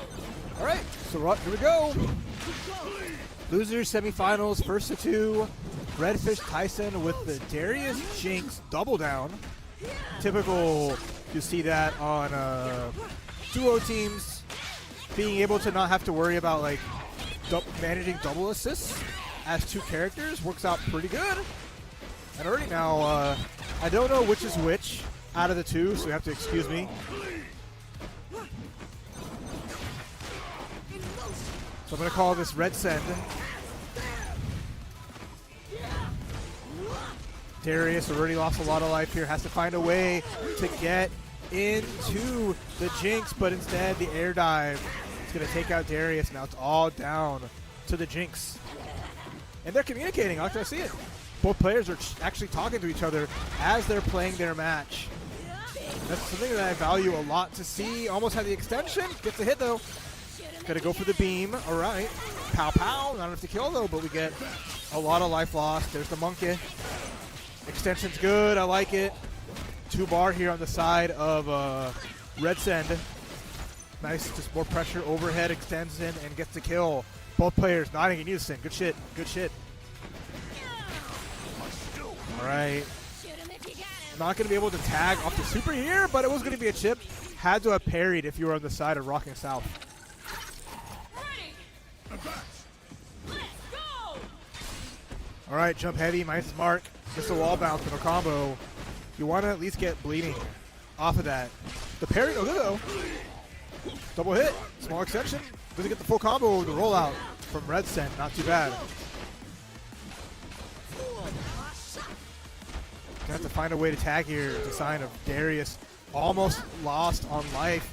Gets a 2H, jump cancel, I like it. A break's available. You gotta find a way out, but there's the chip.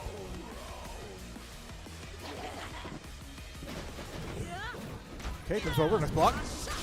Unless you get hit by the low, you get the launch.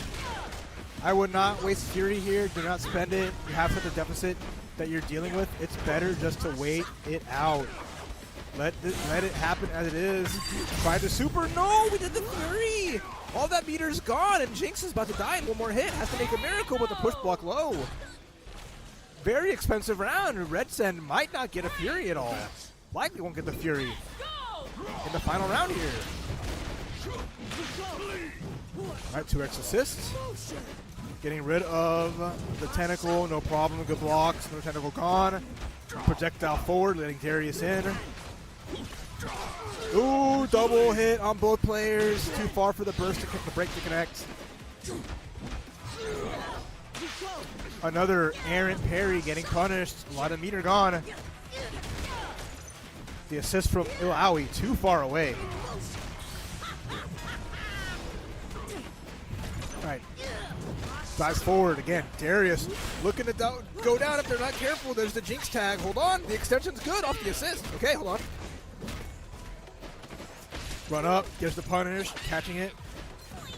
Yeah. Didn't run far enough to get the small extension. They did nerf that on Jinx. She won't get as much. Doesn't get as easy as a time. Extending it. Gotta be careful though. You're putting out Darius. Can die if you're not careful. But gets a small hit. Headless. Gotta tag out again if you're not careful, or you might lose this. But the low extension, hold on! Doesn't get the combo. Gets the grab though. Could have extended it. Does it with the jump special. Okay. No problem. Alright, Red Send here. Has to be careful with a hard tag. A light punish. No meter spent. The jump. Getting a little blast, a lot of chip damage, a good parry, but the 5H, the dash attack comes out. It's a low hit. Chip is on the table here. If you are Red Send, you are going to hit that super soon. Gonna blast, gonna get tagged. Oh, yeah! There's the Fury. Another giant hit. Fury on both sides. Headless assist. Big jump. Nice blocks from Red Send. Gets dragged down though, another huge hit. Oh my goodness. Level 3 super! Rocking South survives the first game, makes a huge comeback. Sends Jinx to the depths of the ocean. Sink or swim. Rocking South reaches to the top and gets that first game in a first to 2 here in loser semis.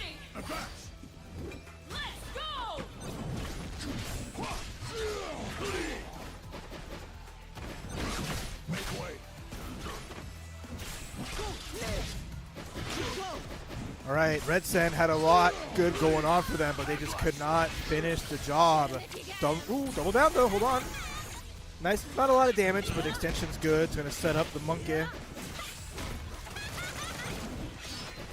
All right, almost had a double assist combo, but a lot of life already lost. Gets the zap. And that, yeah, having to really watch the zap meter, that special can do so much. Headless again. Chop till you drop. All right, nice. Gets a hit. No combo, though. Scary spot. If you're on the side, no good parry. Every time we're making a read, that's going to be the second hit of special 2. Doesn't quite work here. And Rocking South eating a lot of damage. Special. Extension's good. Too far away.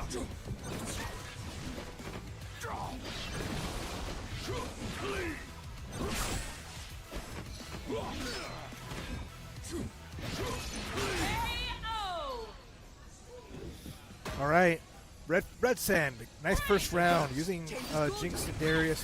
Put it together, having that projectile assist, doing so much with the double assist. Watch your back. All right, OTG just to force the wake up, and the wake up special gets blessed. Nice backdash from Rocking South, gets a lot of damage on the table. We'll punish. There's the break.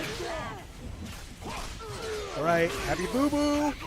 Headless again, both characters getting chopped, and the beam for the extension. So much life lost on Alawi. Monkey Bones coming through one more time. The bleeding is there as well because of Darius. It'll be extra scary, but the run of light. Okay.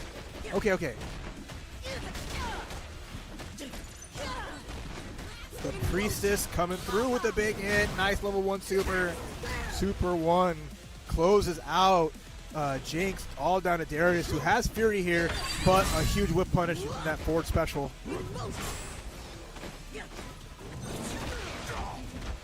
Right. Huge jump in. Patience here from Rocking South. Oh my gosh, Darius almost dead. Catches the limb with the headless, more like footless. Red Sen, one more clean hit away from tying things up. The jump in is good. The projectile from Rocking South. Huge whiff. Red Send evens it up 1-1. Just too much. Let's go!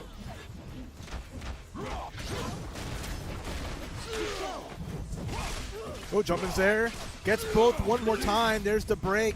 It's not going to save Alawi, and then the low hit. Headless once more. It's not going to catch, but the beam is actually going to get the extension here. And that's still so much damage across the board as Red Send is just making short work of Rocking South at this point.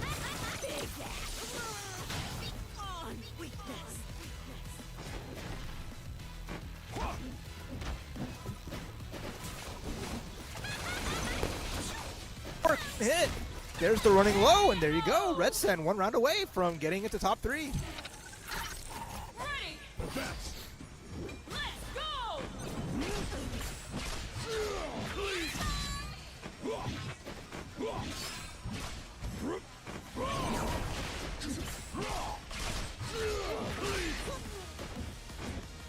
Right. Rocking South has to be really careful about how they use their assist at this point. They've taken so much damage from both characters getting hit by the Darius, but the run-up parry. Red Sen with the call-out. Gonna spend the double down. There's the beam. They're having a good-ass time. Both players, I love what I'm seeing. They are just laughing, chortling, having a grand old time. You're playing video games as a duo with your buddy. Like, that's an unmatched feeling. And right now, both of them are getting beat up at this point. Jinx gets put into the blender, the pulpo. Pulpo pounding. Doesn't quite work out too bad. The dash forward wasn't too bad. Gets sniped by the rocket. Alawi takes a bit of damage, but Jinx getting punished for the running attack. At this point, yeah, you're going to tag into Darius. Cannot use Jinx anymore, but the jump in connects. Chop, chop.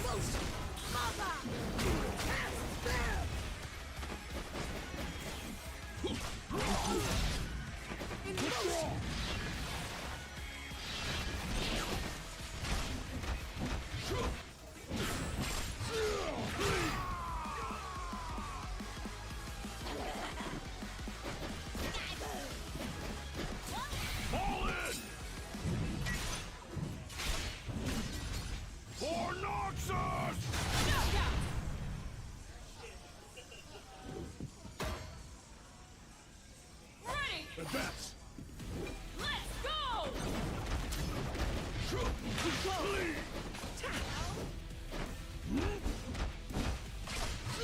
All right, Rocking South ties it up. The jump back special, preempting the air-to-air, but another double hit. There's the headless, there's the beam.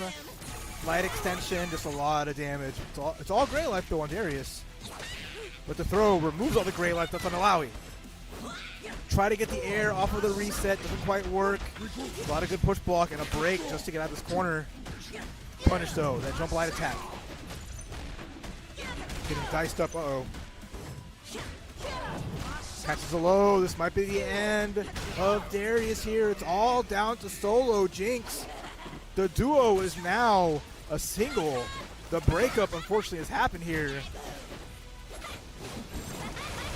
Let's see, what can we make happen? Solo gets the zap, hold on. Has a little bit of bar, not a lot.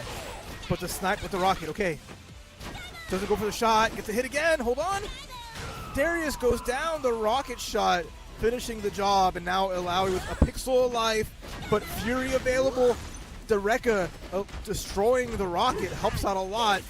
There's the zap, one small hit, could be all she wrote. The beam comes out, are we blocking? Okay, punish is good, here we go.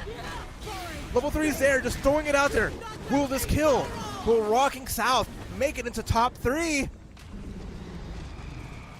We're descending into the lair, and Rocking South eliminates Red Send 2-1. Rises above a stagnant sea. Well done, Rocking South. Top 3.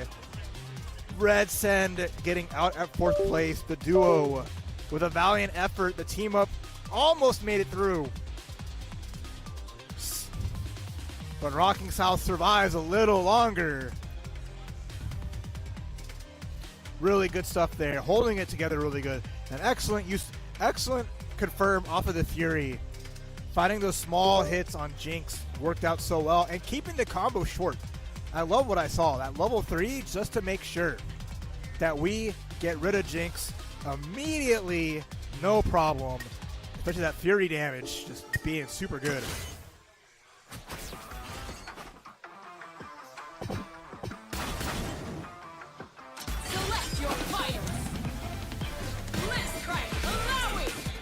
Well, that was a lot of fun match.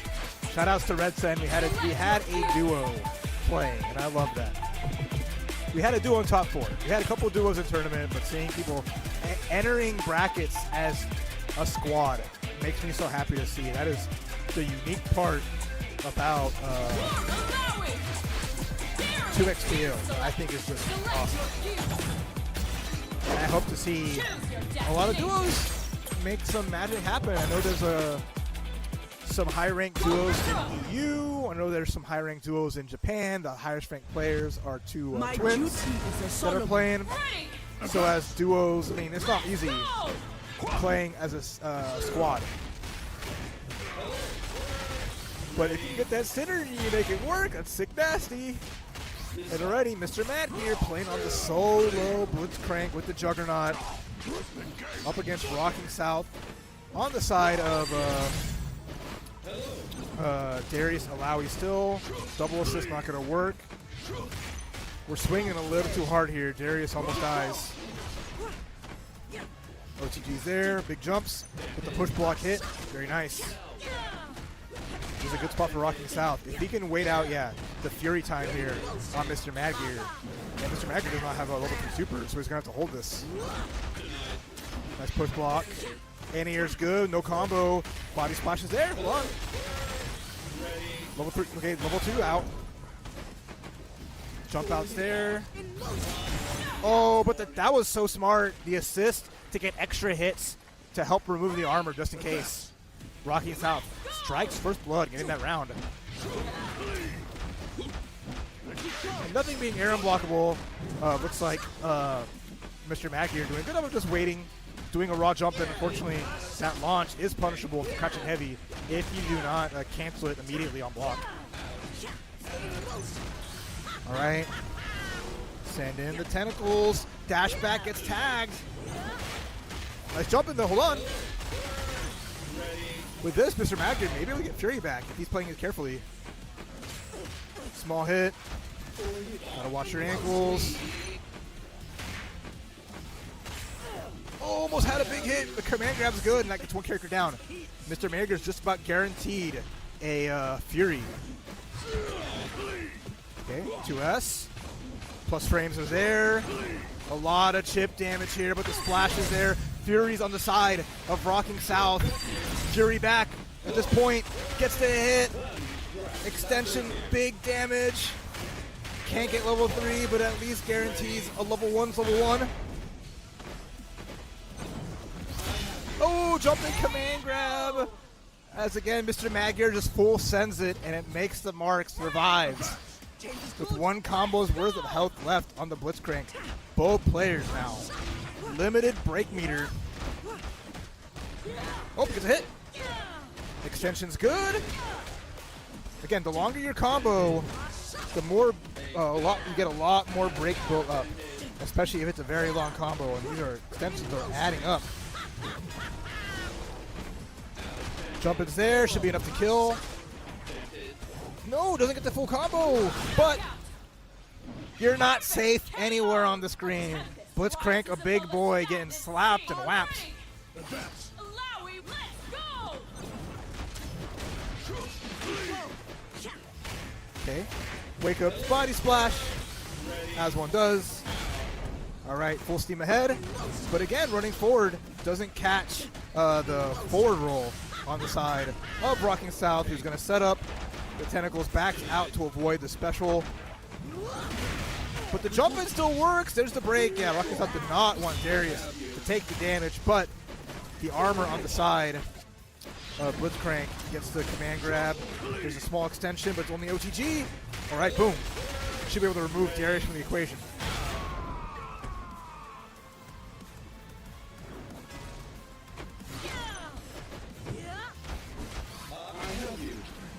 All right, watch your back. Gets gripped up. There's the punch. And that's a super headless removed out of there, which is really, really good for Rocking South. All right, we're punished. Immediate Fury spend here. There's the body splash. Catches with the low. Very nice. Could not push block that as that starts out. That launch is a 2-hit. With a low as the first hit. Yeah, you have to go for just a crash block.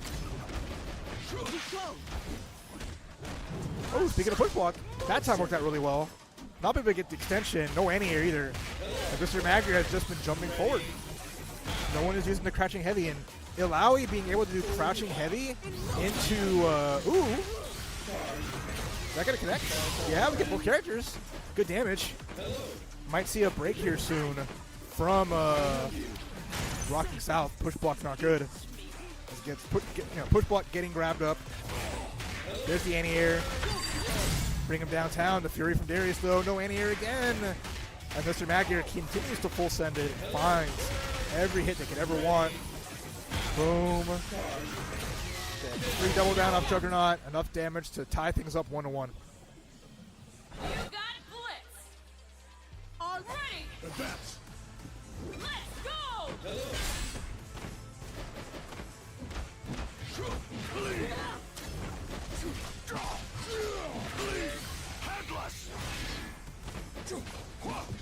All right, first early hit, the parry, no good. We've seen that happen so many times. But the air hook, even better, gets to this corner for this extension. Are we going to use the break here? No, we're going to save it. All right, double hit. Watch her back. Good shot here on the side of Rocking South. Get our extension. Gonna power up, and now Mr. Magyar has to guess for game. There's the jump again. Command grab, no up back on the side of Rocking South. Rolls away. And a big tag. There's a break. Maybe didn't really need that. Still had Darius available. Again, there's the jump. And the punish, no problem.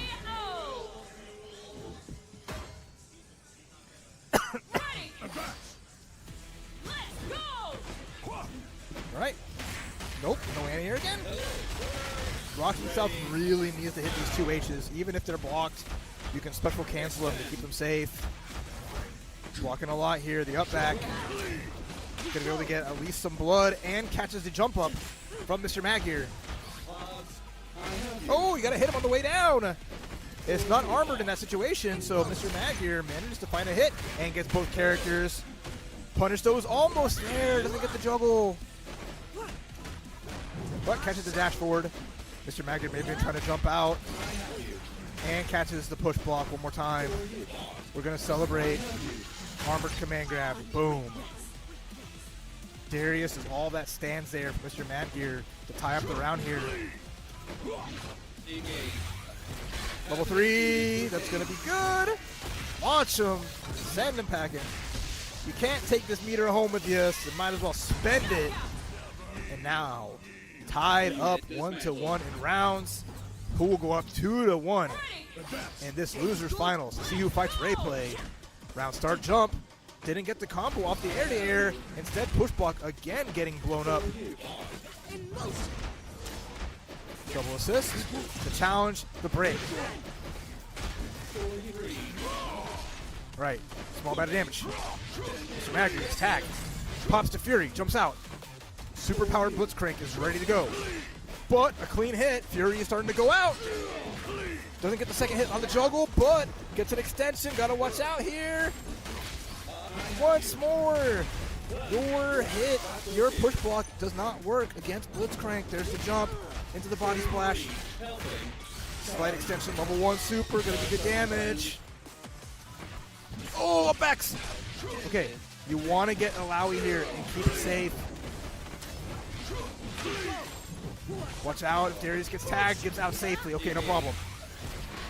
Too far away, but the cross-up is good. It's going to have to be an honest comeback here, but gets the anti-air, doesn't get the kill, had the wall bounce juggle.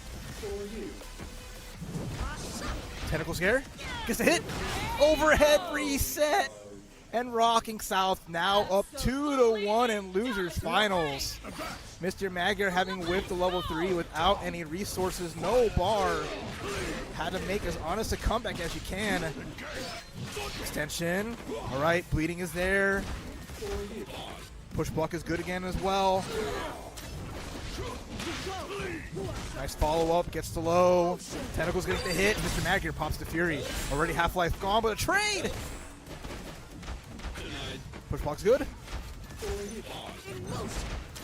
Nice double assist with the challenge. There's a break immediately. Fury is almost gone. The jumping's gonna work. Gonna bring her in for the Fury cancel. Okay. Level 3's there if we need it. Instead, gonna go for super? No. Oh, the punish. Unfortunate, doesn't get the full combo. But gets a command grab either way. It's all down to Darius. But Darius with 2 bars and a lot of life. But a good anti-air from Mr. Magyar. Still has 2 bars. Gonna spend both. Gonna even up, almost even up the life totals here. Command grab out of the sky. Level 1. Good read. The armored air command grab especially. Gonna make the air-to-air count. Alright. Gets the hit. Too high up for the extension. Another jump and the push block does not work. Double assist comes out, but the extra push block is super good. There's the jump. Command grab again, no problem. And we're going to extend just a little bit of damage.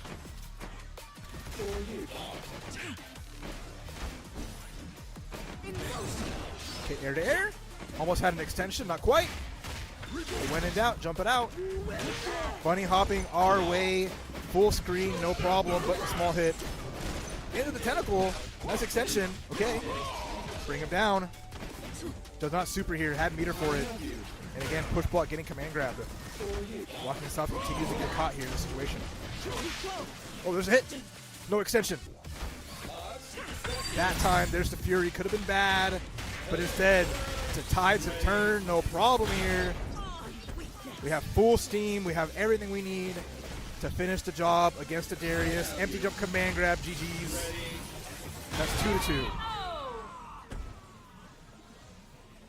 Thank the gods for the machine. Ready. Advance! Let's go.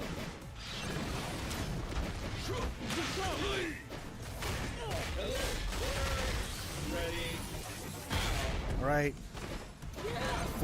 tank. And extension though, hold on. Big shot here for Rockin' South, gonna power up.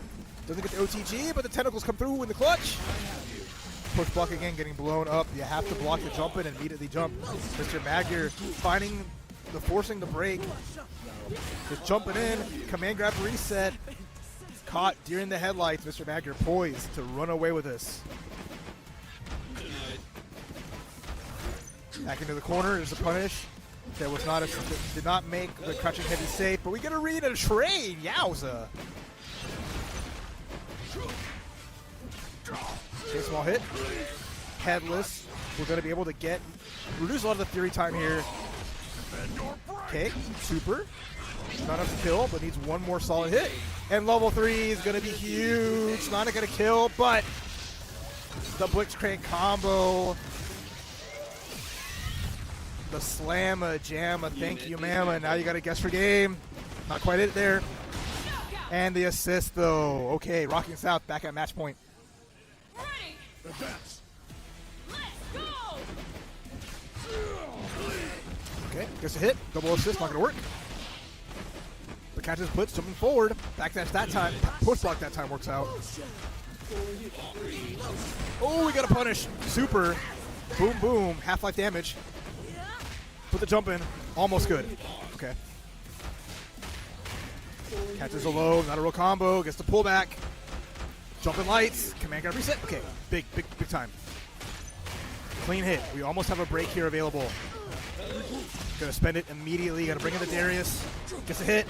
There's the juggle. Hold on. All right. Chop and drop. If we can get one more clean combo, but the push block is not there. You don't want to give Mr. Magyar Fury. If you get him Fury, he might go down. Double hit. Gets a tentacle hit. The slap, the chip could be enough, and Rocking South makes it to grand finals over Mr. Magyar 3-2. The up back special cleans it up, and Rocking South. Darius Alawi. Loser side grand finals versus Replay Mr. Magyar. The Juggernaut Blitzcrank taking it to the brink, but unfortunately could not finish the job.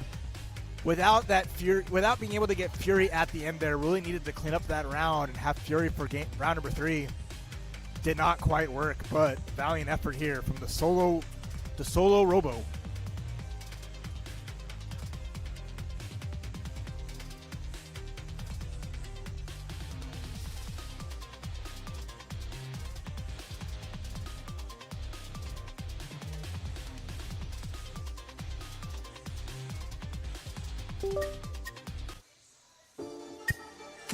So, really fun match. And it's cool to see Rocking South make it this far into the bracket here.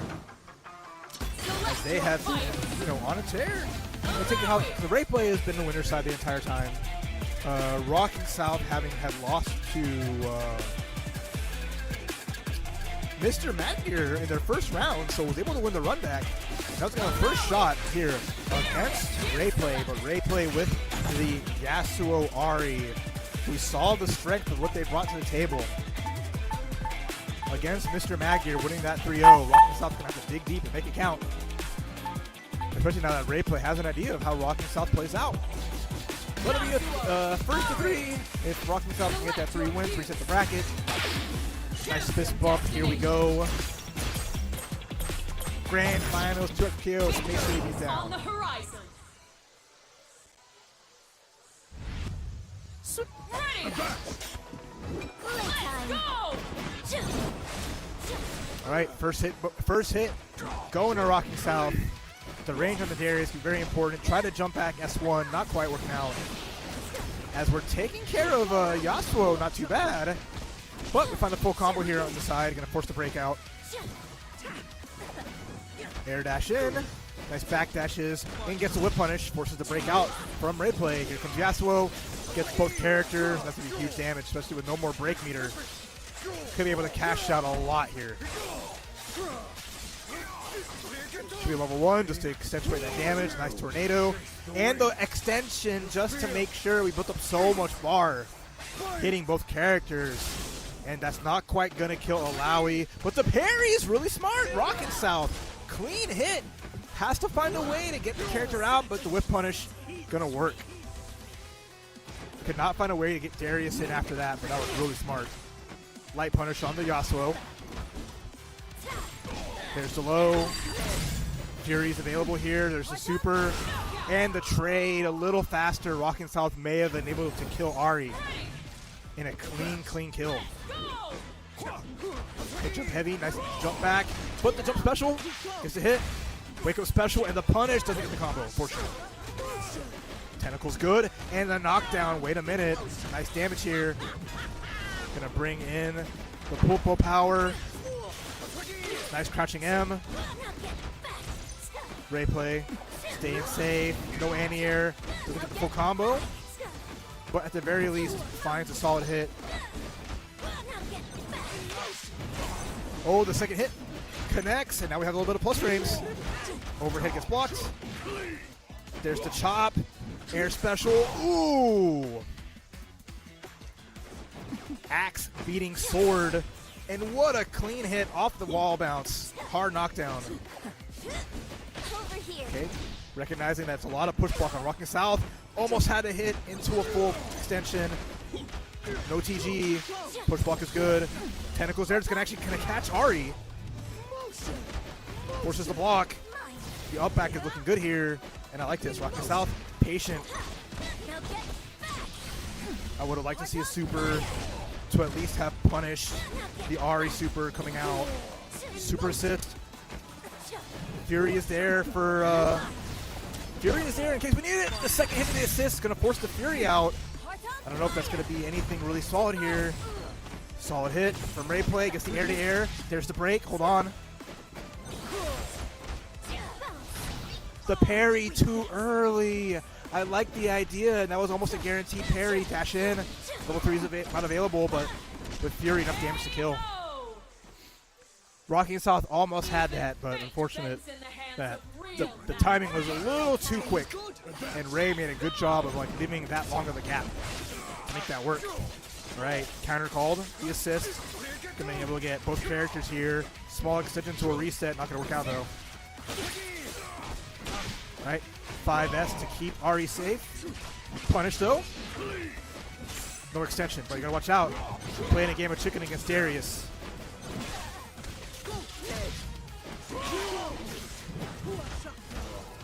Okay. Oh, the tentacle forcing a crumple has helped out a lot here. There's the super. The ball goes too high and the full combo here. Hold on. Needed to call Darius earlier. The chase down actually punishing, and that's going to be the end of Darius all down on Alawi, which has been Rocking South's marquee character in these matchups. Okay, back throw, no extension, but OTG's there, gets a clean hit, but no combo. Womp womp. Yasuo does go down, gets the air hit, walks it back, waiting for a punish. Overhead's good. All right, we stop the assist, and we get a punish on Ahri. Should be able to finish this with level 3, no problem. And Rocking South getting around on the board here against Rayplay, sending him to the depths. It's a metaphor for the loser's bracket, but still has a long way to go.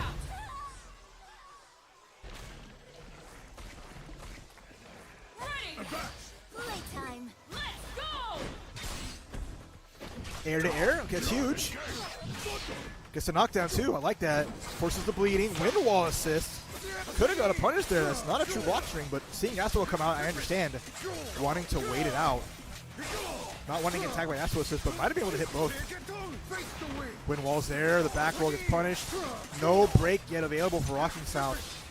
Should be able to kind of close out here, level 1 super. Nice assist for the chip, okay.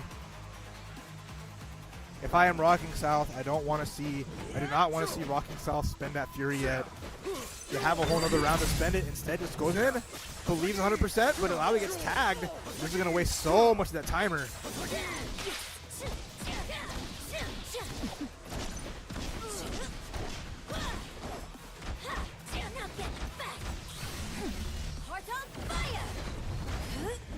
Oh, immediate break, but gets both characters, level 1. It's gonna hit the Ahri, not have to kill, but the Fury was just enough there. I like the assist call. There's the super. Does not erase that ball, though. Unfortunate. As Rocking South likely going to lose the Alawi here.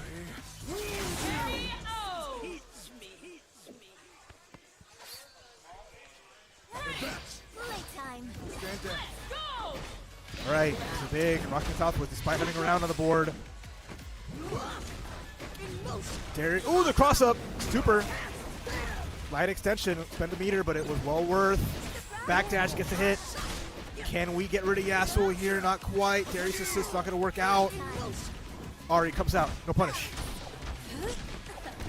Cross up, okay, even though the cross up hit the tentacle. Charge heavy into Ari. Gets out of dodge. Oh, almost had the anti-air. Super, gonna just up back, no problem. Good blocks. Oh, but gets tagged. No combo and a back throw. Okay, OTG? No, we're just gonna break. Immediately, Yasuo gets tagged. Oh, this is scary. Tentacles are out. But Ray with a nice just 5M or racing the tentacle almost immediately. The extension off the jump over. Got to tag it at Darius here, but gets a tag. Hold on. Can we kill? We cannot kill Ari here.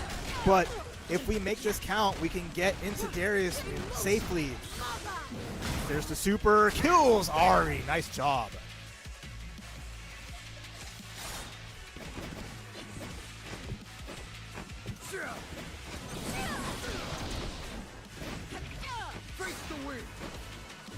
Hey, goes low. Here we go.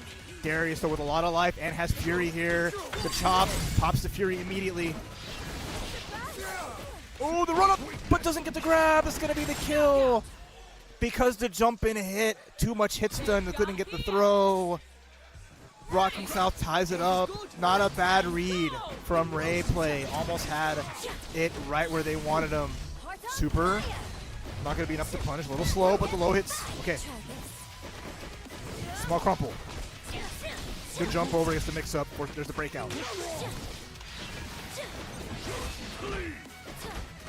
Okay, we're chopping.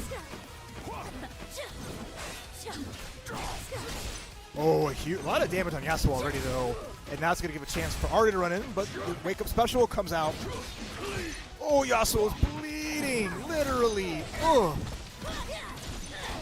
All right, the Ari buffs that make her combos more reliable. Working out really, really good here. That Ray Play found that max hit. Gonna get the run up low or race Darius from the equation.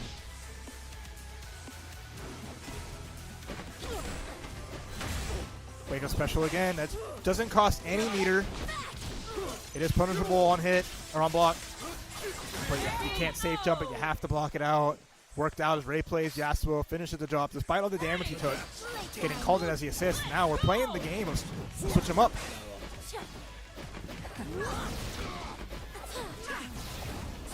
Air backdash just to stay safe here. Gets a punish though. There's the breakout. Yasuo comes out, gets a full jump in. Both characters almost getting destroyed, but a great break. But an even better, gets the chance jump. Finds a hit off there. If you're not going to anti-air me, then I'm going to make it work. It's a crossover with the dash through. Doesn't finish the job. Oh, the double assist. Nice. Super's there. Now we need to find a way to get back. Wanted to fully commit to Ilaoi. I mean, you still get the Ilaoi assist even if she's dead. But a whip punish on the jump heavy is going to give Ray Play a great spot here. Who is poised to go up 2-1 in the set. Has all the meter in the world they need. Doesn't get the combo, unfortunately. And gets tagged. This almost was the end of Yasuo. That's going to do it.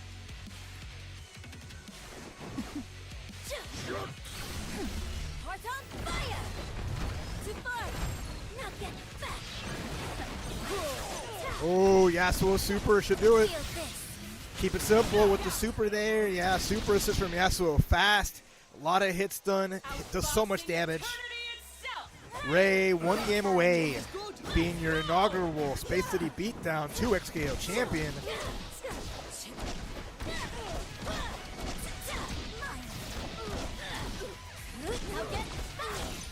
Hearts on fire. Double overhead. Nice defense here so far from Rock and South. Keeping it simple. Big pressure though. The crossover. Push block's good. And we're just spending super to force the block. There's the break. No block here from Ray, who tried to grab Alawi, but the tag out kept her safe. Ray crosses himself up. There's the combo. Chop, chop. Extension's good too. Doesn't get the follow up at the end though.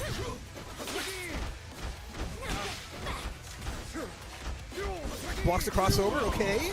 There's the chop. A small punish. Baited out the wake up special. Ray blocking it out, waiting it out. Yes. Whoa. Oh, the Ari assist doesn't save the day. Try to get the assist out, but the quick hit stifles that. Big air-to-air though from Ray. Should be able to extend here to get the, almost had the kill on Alawi. There it is after the reset. No jump heavy for you. Gets to run up low into the reset.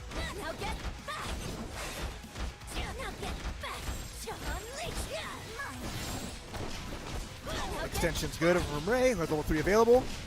Gonna spend it here? No, not quite. Oh, speaking of level 3, the chop. Gonna put her into the dunk. Off of the rim. So much damage here. Wake up special not punished. Uh-oh. Super here. Oh, it should be enough to kill here. No problem. There's the hit. Ray play match point.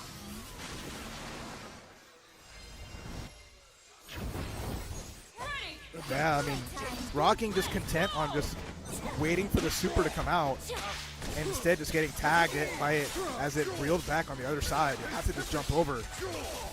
Okay, off the wall. Here we go. Combo time. Hey. Small punish. Was waiting at the break. Doesn't come. Rocking South. Really good discipline. Holding onto it. Heart's on fire. There's the super. Just forcing blocks done. It isn't a true guard string, so you're able to parry the super on the way in. But, you know, that's, again, more like advanced play that you got to be working out. Air backdash. Okay. Darius bleeding. There's the charge heavy with the tag, just so that you don't die to Yasuo getting parried.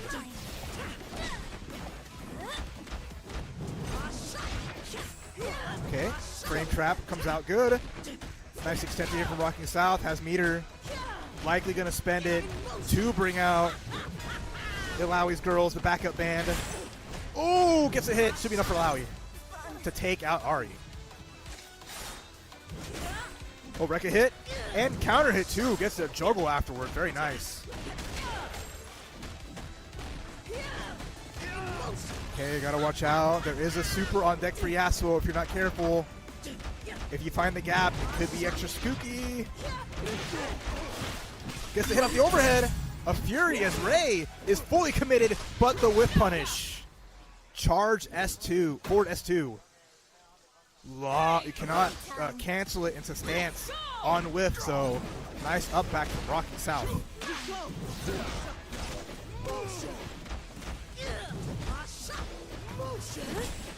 Okay, cross up hit.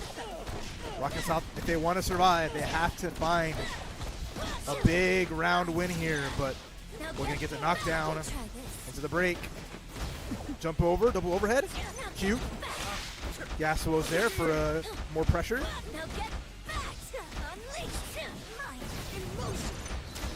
All right, we're going to not tag into Darius yet. Overhead's there. It isn't an overhead, though. If you do get tag out, all overheads are no longer overheads. Sends the ball out, puts him in the corner, but the jump heavy! Huge hit! Doesn't get the right juggle though. Almost had Ari dead to rights. It's gonna be a hard tag. And the jump in, forces the breakout. Nice extension though, speaking of breaks. Jump in again. If you're not gonna anti-air, then you're gonna get into the blender. Tough spot, but you get out of the combo. Not a bad situation. Gets the juggle. Has all the meter in the world. Should be able to get rid of Darius here. Level 1. The follow-up. Chase the wind. Taste the rainbow. Darius with a pixel. The wake-up special and a nice block from Ray. All right, last chance. It's all down to allow. No gets jumped in on once more, and that'll do it. Ray takes that 3-1 over Rocking South. Your first 2X KO champion here at Space City Beatdown. Yasuo wins! Yasuo, Ari, making everything count. Great job as Ray does a good job staying in winner's side, but Rockin' South putting a lot of pressure and making it Ray have to sweat for it. So it was really good. But Rockin' South, second place. All the way in losers from round one. And then in third place, we had the double squad of Redfish and Tyson. So that was a lot of fun. Really cool to see. Oh, sorry, Redfish and Tyson was fourth place. Mr. Maggot with the third place with the solo Blitzcrank. But no, that was a lot of fun. I'm glad to see a lot of new faces coming through to play a little bit of that 2XKO as we have a small community here and I'd like to see more people come out for it. I'm curious to see if we'll have offline events for 2XKO and who's going to step up to bring some offline tournaments and help grow that scene. But that is it for 2XKO.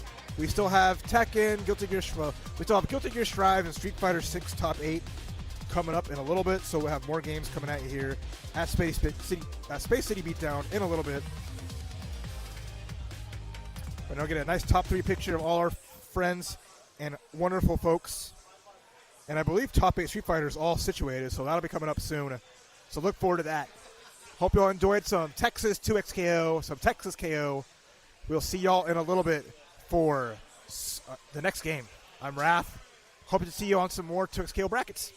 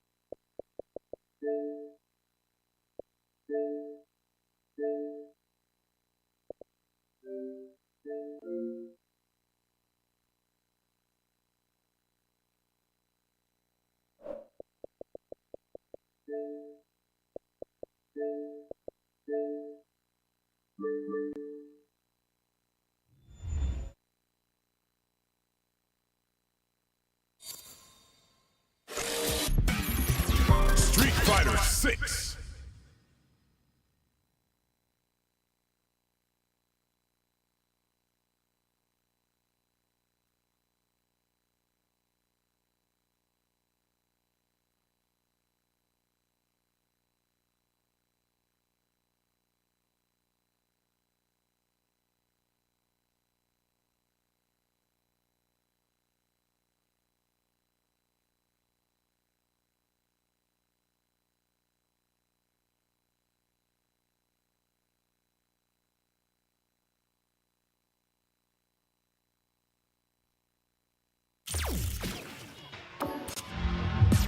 Fighting round. Crackers 1-on-1.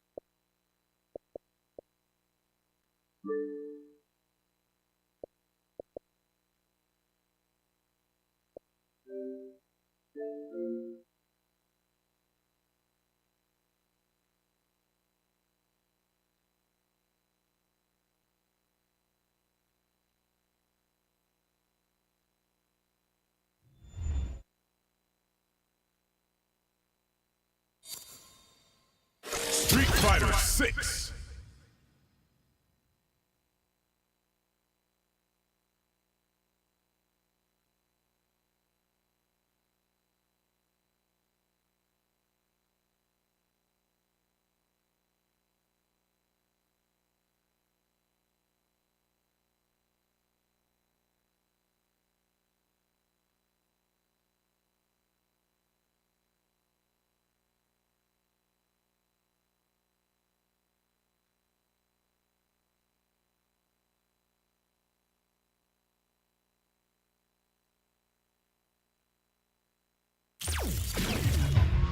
Fighting round.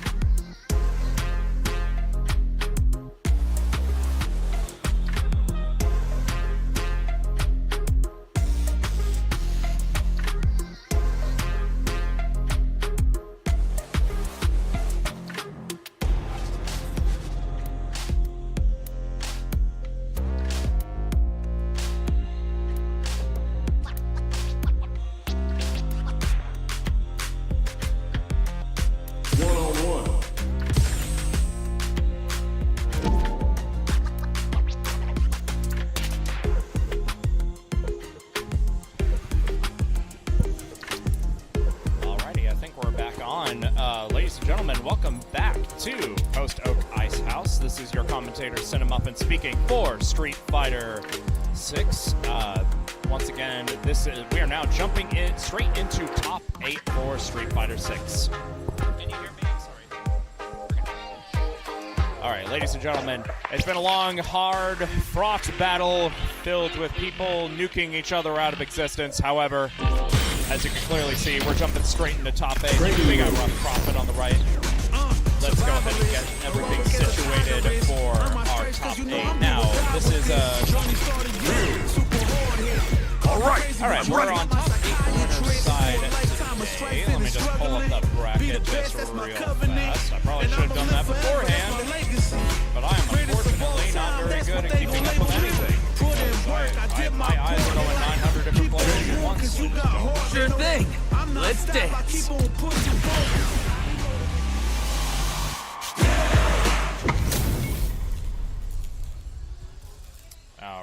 looks like we're jumping right into it. We have the Rough Prophet versus El Seco. El Seco jumping in with Ryu as of right now. It looks like, ooh, there we go. It looks like he is already firmly into the driver's seat with Ryu right now. And Ryu's a character, there's the Denjin Lightning. Ryu's a character that definitely, like, if you're on top of somebody with it, it's going to be very apparent. This character runs off of damage and straight fundamentals. And Ryu definitely has the tools to compete in this game for right now. All right, we got a punish counter DP off of that one. All right, it looks like Rough Prophet's going to take that opportunity to kind of gain some lead in the ground game. Unfortunately, it doesn't seem... Oh, wow, dry brush drink. I don't think I've ever seen that one happen before. Round 2. Fight. All right, so that's El Seco up on one. Rough Prophet is going to have to work a little bit harder to get past El Seco's just firm dominance of the neutral, but that's already a good start. EX dive kick into some stuff, although just as soon as he got into the corner, he's right back out. El Seco is currently working their best to make it out of there. Oh no, that Rekka, I think he was hoping that El Seco probably would have said something, punched something. All right, going into level 2 Denjin Flare. Ryu wins. That's probably not. All right, I'm ready.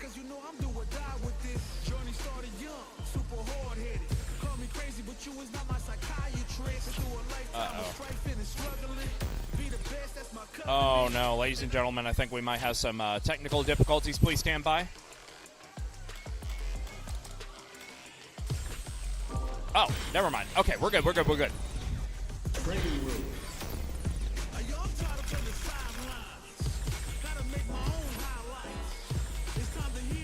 Again, guys, just making sure we have everything situated. All right, I'm ready. El Seco once again. Oh, we got the Ryu mirror? Does Rough Prophet got that? Okay, we're jumping straight into it. The Ryu mirror. El Seco versus Rough Prophet. So it's like two ginormous Merkava tanks going at each other. Let's get it.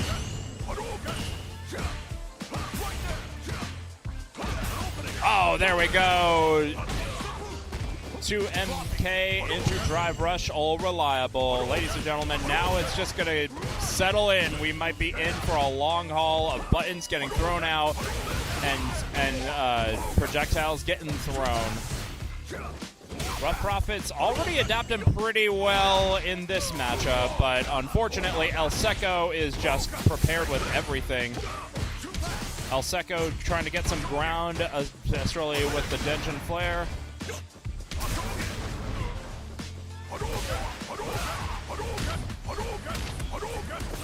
Oh, this is a bad place for Rough Prophet to be in right now. Can he wait it out? Will Chip get him? And it looks like Drip is going to finally finish him off.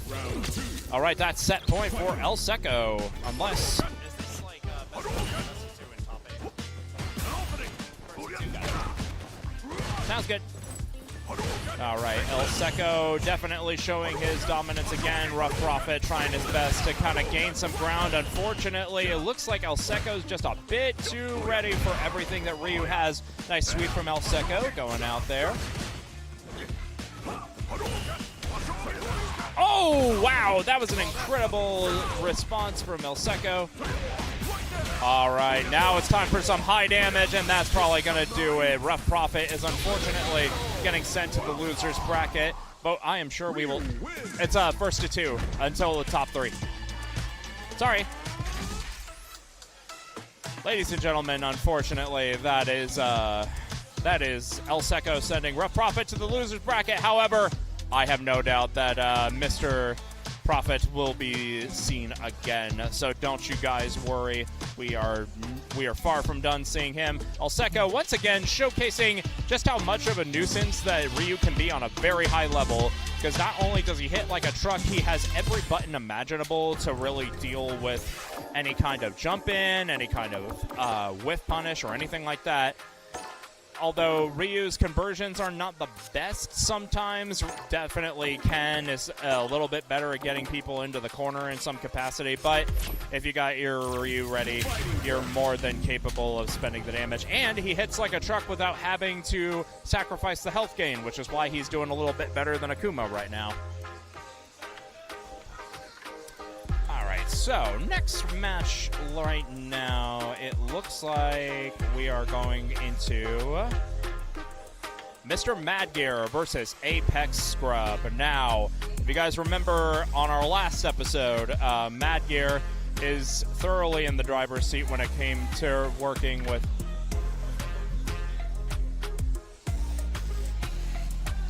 an Apex Scrub is absolutely killing it when it comes to Lily. So these are two character specialists at the top of their game right now. So it looks like both players are going to take each of their characters.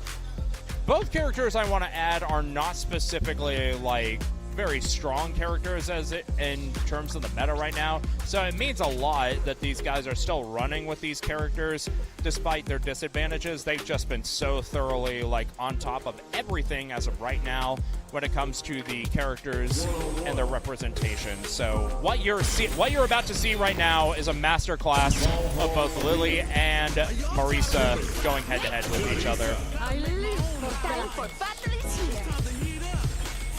And once again, ladies and gentlemen, if you're joining us right now, this is Post Oak Ice House's showcase of Space City Beatdown in the Houston area.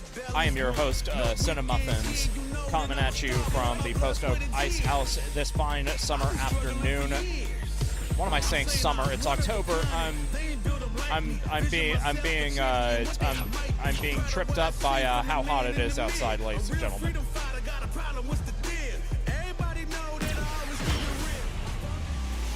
All right, we're going to jump right into it. We got Mr. Madgear versus Apex Scrub. Marisa versus Lily. Let's get it.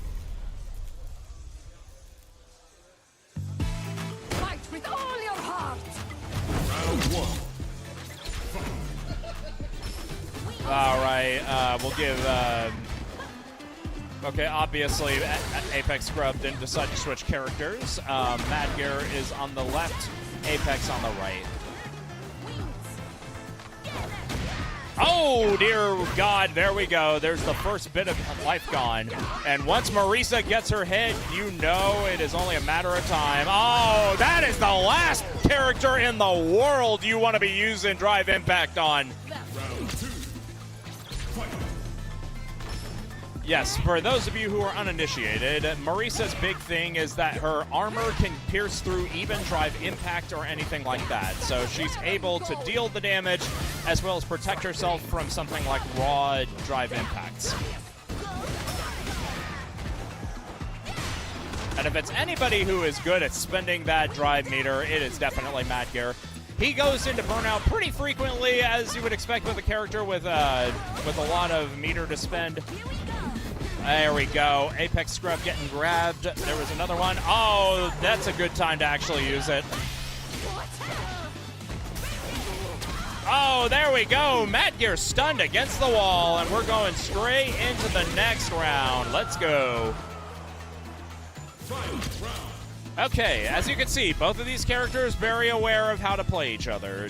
Definitely. Oh, no. There is the 5 HK punish. Okay, no level 3 just yet. Oh, no, but there we go. That might be death, ladies and gentlemen. That is how terrifying Madgear's Marisa is. Like, one whiff punish, it will go immediately into death. It's okay. Apex Scrub was still doing really well that round. He was still understanding how to approach the character from a very good perspective. The unfortunate thing is, will he be able to work Madgear's burnout into how he plays? And so far, it seems like he's already doing a pretty good job. Once again, Madgear back in burnout. This is definitely Lily's time to shine more than anything, because you're going from a wall made of tungsten to a wall made of like maybe 15 Nintendium GameCube controllers. Here we go. Not impossible to break, but still. Where are you going? Strike three. All right, another command grab will put Mr. Mad Gear back in a very advantageous direction. One more interaction's gonna do it. Try to cheek out something with a 2 HP, and there we go. Mad Gear is already back on set point.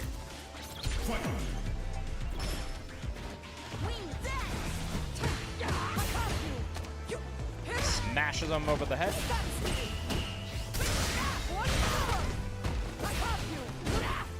All right, Mad Gear pressuring him pretty thoroughly into the corner. What has Apex Scrub got? Trying to get some wind stocks to get some pressure going. Wow, raw drive impact actually does it that time. Okay, now it's just a game of buttons now, which is not something I would say from either of these characters. And that might do it. Yep, and there we go. Mad Gear's going to take it over Apex Scrub, and unfortunately, Apex Scrub is sent to the loser's bracket. Now you know history. Marisa wins. But again, masterclass again in both of how these characters run. Again, if you're looking at Lily for how Apex Scrub has been running him versus how Mad Gear's been running Marisa, both of these guys extremely prominent character specialists, and both have been running these characters literally since day one, because both of these are base roster characters. So hey, lots of good stuff coming out from them. Mad Gear, of course, moving on to his next match in Winner's Final. That one's looking to be El Seco and Mr. Mad Gear. So both characters who hit like trucks. So that's going to be a fun match to watch from this, all things considered. So now we're moving into our losers matches. Today we have Mr. Judas. Judas Iscariot versus Dadman. Now, if you remember, Judas was from the very, very, very beginning of the bracket today, running his good old M. Bison up there. So now we'll have him jumping back on here. I guess he got sent to the losers bracket at some point in the middle of matches, so hopefully he won't be getting sent home today, but neither will Dadman, hopefully. Dadman, of course, rocking the E Honda, doing a spectacular job of understanding the base of how the character moves and how to operate. This is going to definitely be a match to remember, of course, because both of these character specialists are ready to go at any given moment. And we've got Dadman on the war drums, of course, walking in, no problem, getting ready for the show, versus Judas walking in. Hopefully he still has some of those, fundamentals ready, and hopefully some of those stickers left over from the San Antonio scene, because I just realized I don't have one, so it'd be really nice to get one. Careful.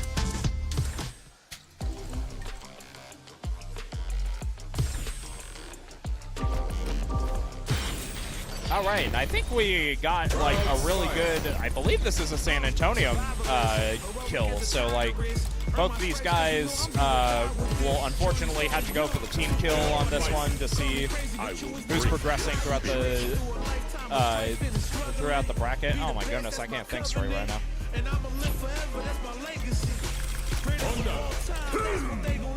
I'm ready for you. All right, let's get it, San Antonio Loyals. I'm ready for a fight when it's on, it's on. I'm charging like a bull when it's on, it's on. All right, both combatants very, very eager to get this going. Let's go. M. Bison, that's terrifying. Oh, wow, we're already starting now with the Honda clap. All right. Sumo headbutt to get past all the crazy offensive pressure from Judas. Oh, there we go. Drive reversal to get him off of there. All right, it looks like Judas is getting ready for that. Ooh, very good. All right, another Psycho Bomb is on him, but thankfully Dadman is not in burnout just yet, so this will actually be good. Actually, this is probably his chance to bully him into throwing a button. But again, Dadman does not have much health to spare, as unfortunately the first round is going to Judas. Okay, now both of these players, oh wow, raw drive impact to beat out the frame one headbutt. Okay, goes into the reversal to get him off of him. Level 1 gets parried immediately. Another level 1, oh no, and that was a Psycho Bomb. Okay, Dadman's gonna have to be a little bit more reserved, especially against a character like Bison who can just block for hours.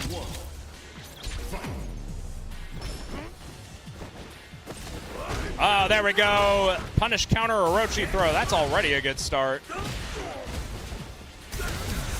All right, another raw drive impact, but unfortunately that also gets countered by Judas. He's been on top of that. Overhead connects and will get the Psycho Crusher with the Psycho Bomb, which gets extra damage as well as being a combo extender. That's going to be the next round going to Judas, and Judas is looking to take Dadman out of this bracket. Wow. Wow, whiffed underhand. All right, EX Sumo Headbutt to get some ground again. Oh, perfect parry from Judas. Going for scissor kicks as opposed to getting a Psycho Bomb off. Although from that distance, it's probably a little bit better to go from that. Oh, there we go. Block drive impact into the corner. Psycho Bomb is out. Where is this going? Oh, wow. Good grab tech to beat out the Psycho Bomb.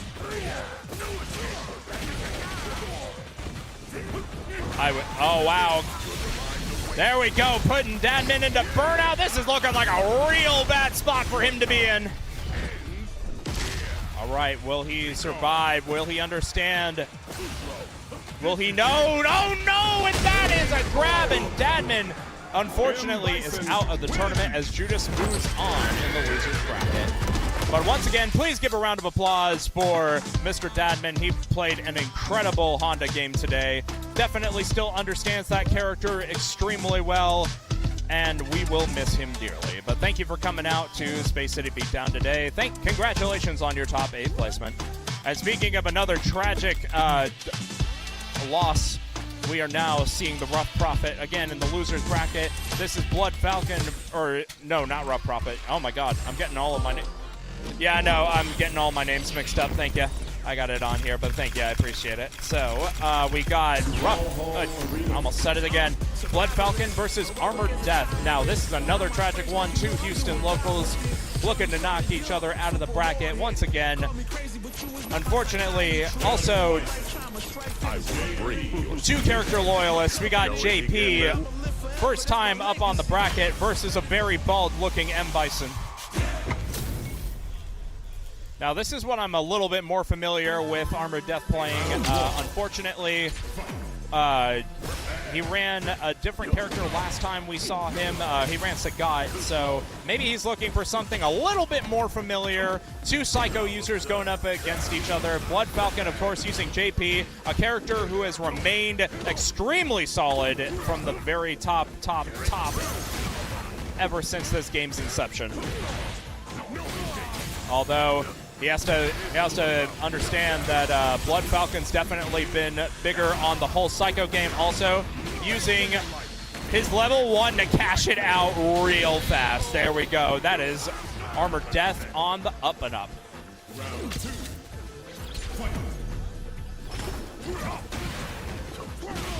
Now, what do you do with a character who's as competent of a zoner as JP? Well, if you're M. Bison, you're using a lot of those cartwheels as well as Psycho lifts in order to get your way through there. Also using EX Psycho Crusher, which actually is safe on block.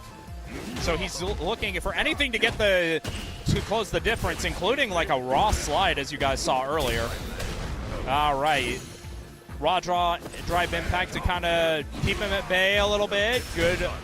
Oh, no, and that's going to be some good punish.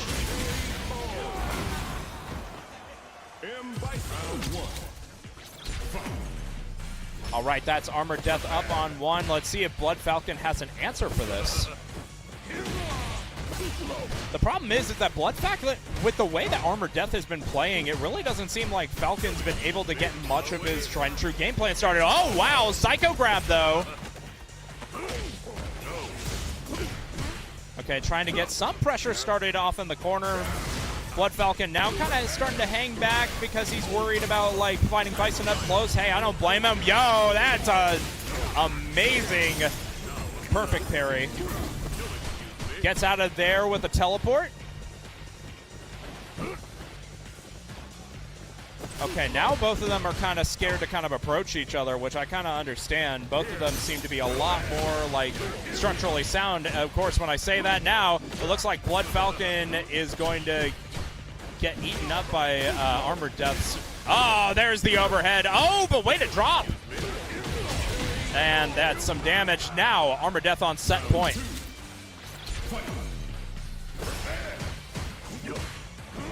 Like I said earlier, it looks like that Blood Falcon's had a hard time getting his game plan started because it just seems like Armored Death has been having an answer to get in all the time. All right, there's some good opportunity for damage going straight into the level 2 to extend the combo, of course. And, of course, put him in burnout to give him some extra breathing room.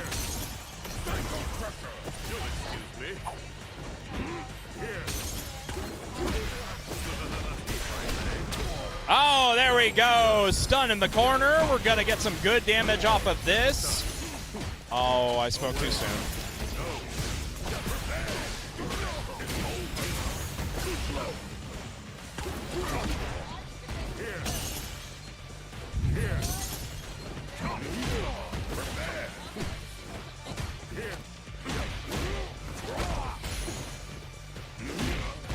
All right, a slide going off. Oh, and it's gonna hurt. All right, Blood Falcon staying in this.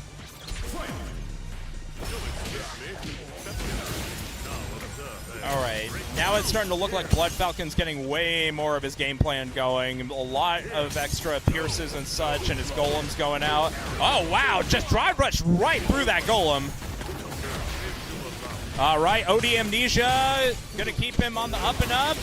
Goes into level 3 in order for the damage, as well as to put Armored Death in burnout.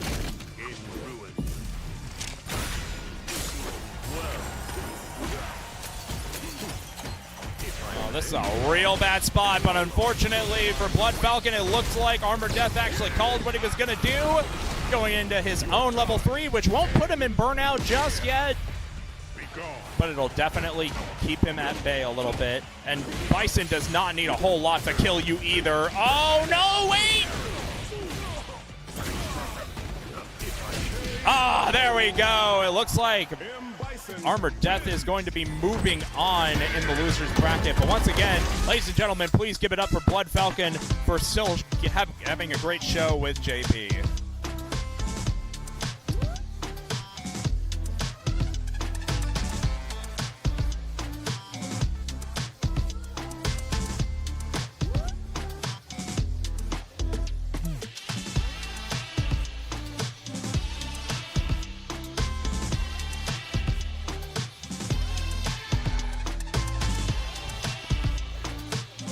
All right, ladies and gentlemen, it looks like we're going into Apex Scrub versus Judas.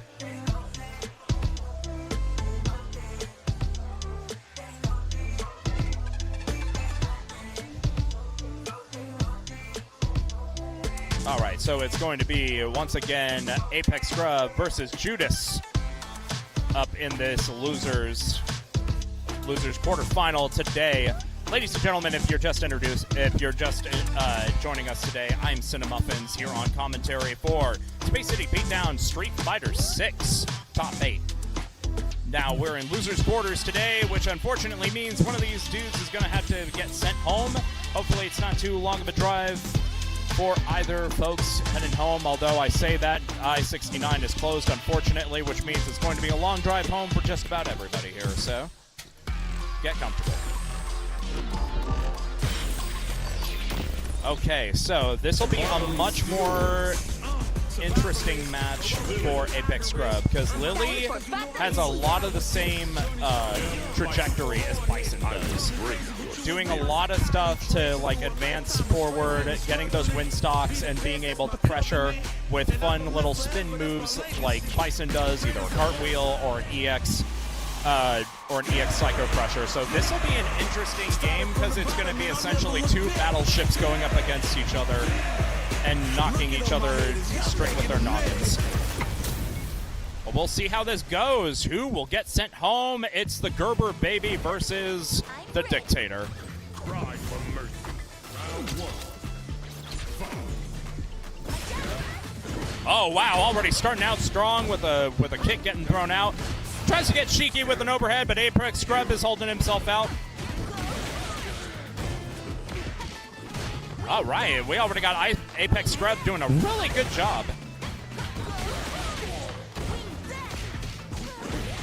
All right, Judas trying to bait out a little bit of a thing with the shimmy, but it looks like Apex Scrub is already jumping on there really good with the buttons. All right, getting a win stock off of there for his own trouble. That's the thing about Apex Scrub. He's not afraid to go into the EX win dance in order to make sure that he can get an extra stock if he really needs it, or even just to extend his pressure. Although while Apex Scrub is in the corner, he is thoroughly into the driver's seat. Oh, and I just saved that, and unfortunately a blocked DP is going to put Judas back into a more comfortable spot. I don't think this is going to kill. Nah. All right, but unfortunately, he's in a way worse spot, and he was not ready for the straight-up wake-up DI.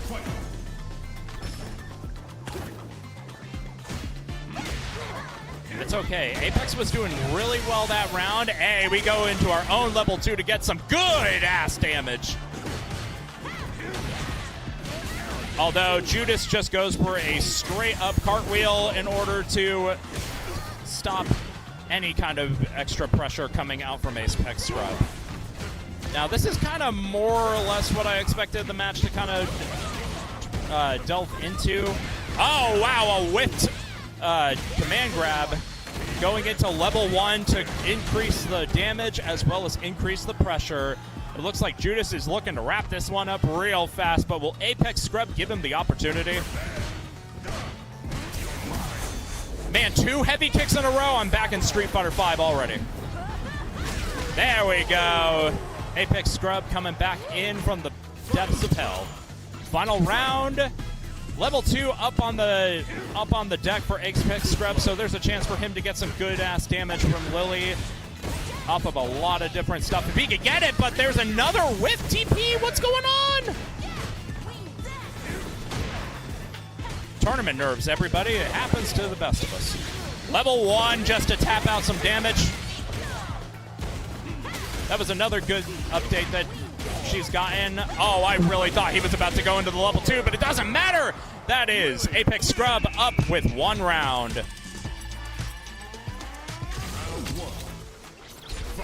All right, let's see if Judas can react to this stuff and keep himself in the game in some way. All of his attempts to whiff punish Apex are unfortunately missing pretty sporadically.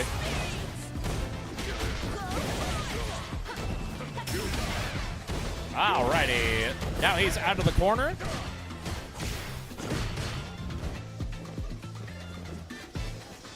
It looks like Apex Scrub is doing a pretty good job of keeping the game under control. Judas is just trying to find a place to punish, and it looks like he found one off of that Condor Spire.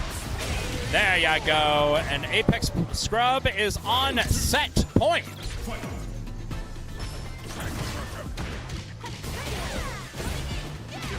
This is what a top-level Lily looks like. Not afraid to throw out buttons, not afraid to get his win stocks. Always in control of when he can actually get a win dance out there.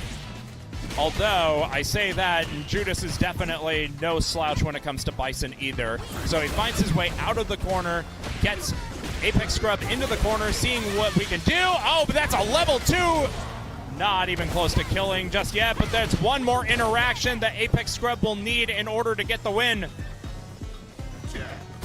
It's not impossible, especially considering this is Bison. But we will have to see what Judas is able to do. Oh, no! Raw Condor Spire takes it! That's incredible. Apex Scrub moving on, but hey, give it up for Judas for coming out all the way over to San Francisco, San Antonio. That's the one. I almost said San Jose. I'm losing my mind over here. Thank you for coming on out here and showcasing Street Fighter. And now another scandalous murder match. We got the Rough Prophet versus Armored Death. Where it looks like we're going into losers quarterfinal. Ladies and gentlemen, I would not want to be on this kind of team kill since both of these players are absolutely phenomenal at what they do and have represented Houston very well. However, I have a question. What characters are we going to see from both of these players? Because we've very much seen that both of them have characters that they are willing to just bench in order to get some new characters going. So are we going to get Rough Prophet coming out with either Review or Jamie? Or are we going to see the Viper? He pulled out the Viper earlier. Are we going to have a Viper showing up? I guess maybe not, because even he was starting to suffer a little bit with those just a couple of extra feints, you know, not when they were supposed to be here. So we had those problems coming out for us, but we also have looks like Armored Death locking in the Sagai, and of course Rough Prophet locking in Jamie. All reliable. Okay, let's see where we're going from here. I'm ready for a fight when it's on, it's on. Ladies and gentlemen, we are entering the Houston Team Kill. Rough Prophet versus Armored Death. Let's get going.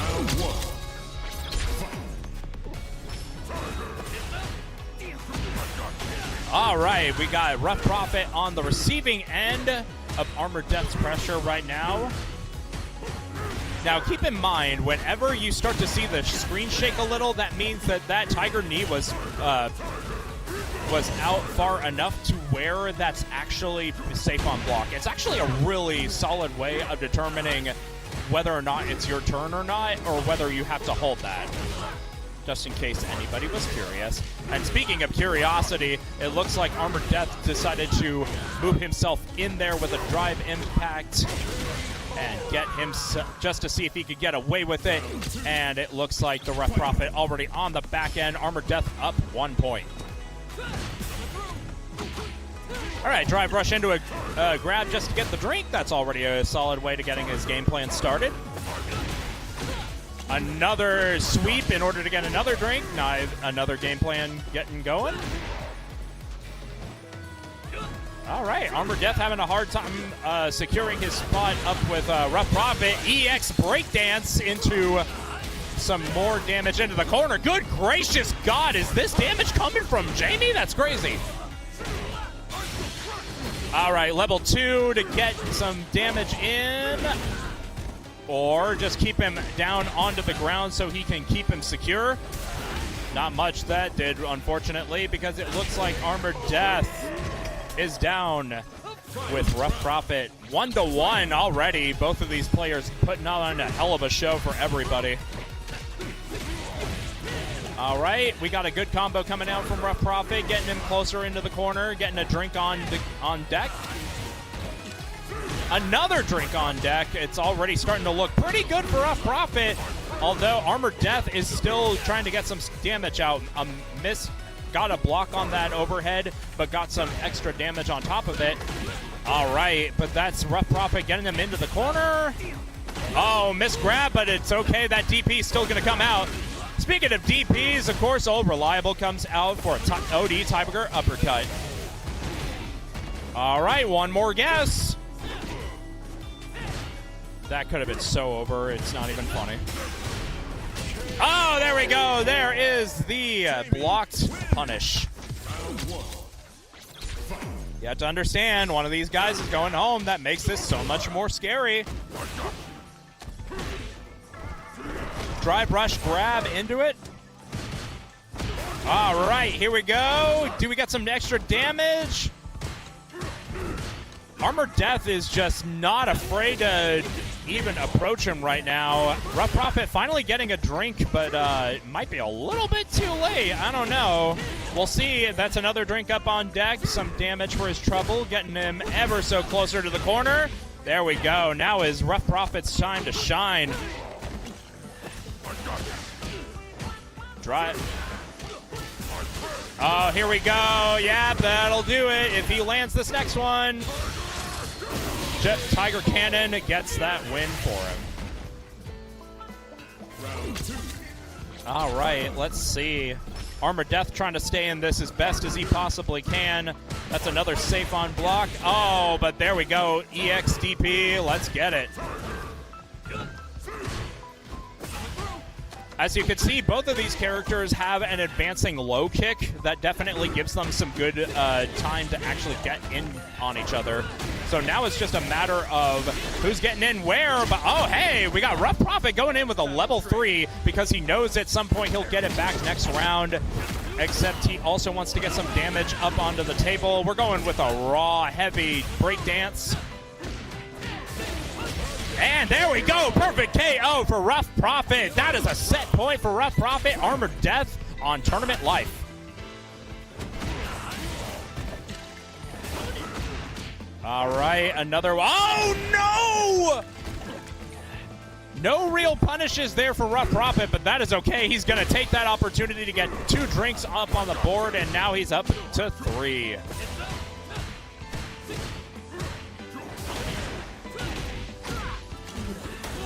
Hell yeah, there we go. Rough Prophet with 4 drinks.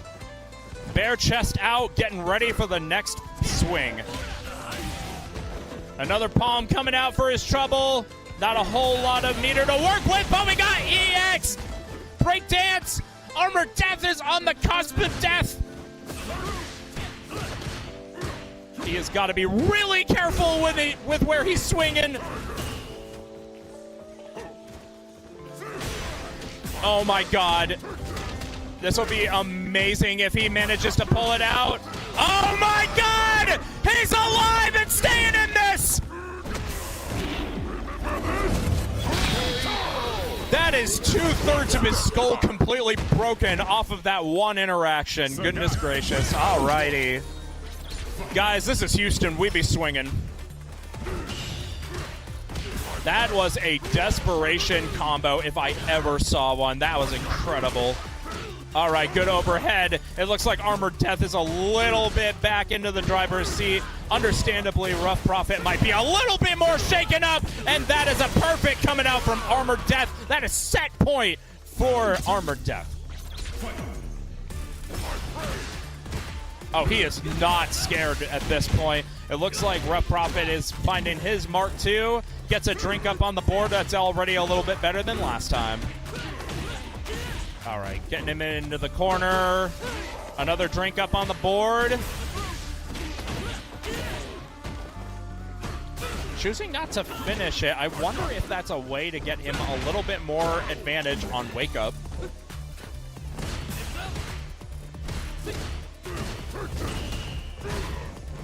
Okay, parries the Jinrai, Tiger Jinrai. And there we go! Last game, last round! Both of these players showcasing firmly how Street Fighter is supposed to be played at this level. This will be an intense match for both of them.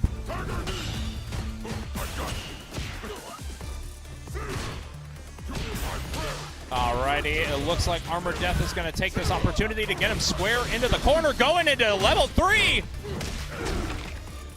Working on trying to get some drive meter back, obviously, and making sure he finishes it off with the meter that he has to spend. Another overhead successfully unblocked. Rough Prophet taking a minute, or at least what minute that he can afford himself. That's a raw drive impact. Come on. It's time to train. All right. Alrighty. This will definitely put him into burnout. And now we're going to see what Rough Prophet has to left in the tank. Oh, nope. There we go. And that is Rough Prophet advancing. But unfortunately, that's Armored Death saying goodbye. Once again, please give it up for Mr. Armored Death, a fantastic Bison and Sagat player today. One of Houston's finest, absolutely. Armor is definitely, his name is called Armor for a reason. The dude is an absolute tank out on the field and is absolutely willing to destroy anybody who even underestimates him. But guys, ladies and gentlemen, we are on to winners finals. This is El Seco versus Mr. Madgear. Once again, both good character specialists, both hit like a tank. Both of them are absolutely firmly in control of their characters. However, might be a bit of a difficult matchup for Mr. Madgear, as El Seco is currently playing Ryu, a character who can absolutely taint most of what Marisa can dish out, as well as being able to keep himself steady with a lot of great pressure. But if it's anybody who knows how to lay on the pressure, it's also Mr. Madgear. Once again, this is the big body Marisa main coming out here from Houston, Texas. Now, once again, this is our winners finals match. So this will be our first to three match that we got on the deck today, ladies and gentlemen. I've been a failure, I've been a success. Once again, if you're joining us today, this is Post Oak Fight Club out over here in Space City Beatdown. Ladies and gentlemen, we have you have me on the mic, Cinemuffins, commentating today Street Fighter 6 Top 8. And it looks like we've got both El Seco and Mr. Madgear up on the deck today for our winners final match. It looks like we have a few technical difficulties coming out here for Mr. Madgear's controller. It's okay, we're looking to get those situated right now, as we are currently in the midst of trying to figure out how this is going to go down. Once again, Madgear has some incredible damage, some of the best confirms in the business, can definitely compete with Marisa, who is one of the more struggled characters to work out. But it looks like El Seco is actually going to be chasing Marisa with Ed. Not a bad choice either, because he can definitely keep her zoned out with a couple of really good boxing normals, as well as being able to get the Snatcher to make it so that Marisa has to limit her options a little bit. Either way, not surprising at all that most Ryu players I know also have a pocket head to some capacity. Let's get it. Winners final, El Seco versus Mr. Madgear. All right, El Seco already forcing Madgear to play a little bit the way he wants to. Oh, hang on.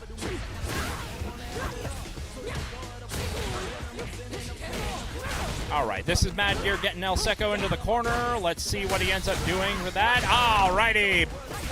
Counters that Snatcher with an EX and some extra armor. Oh, no. That's super punishable on block. That's Madgear already on the up and up.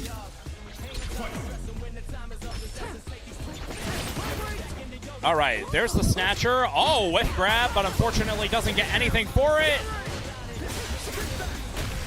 There we go, drive impact to get some damage going. EX into level 2. You love to see it. Let's get it. Gets him into the corner. Some good damage for his troubles. All right, he's got to be really careful, because even in Burnout, Madgear is not afraid to swing just like that. Take a look at it.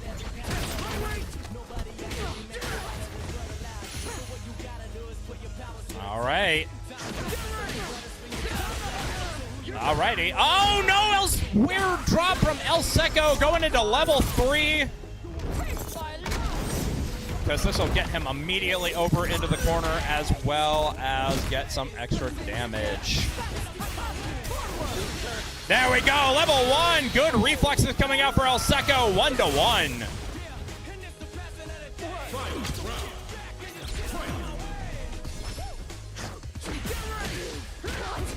All right, unfortunately, Madgear doesn't have any of his level 3 really to work off of now, but that's okay.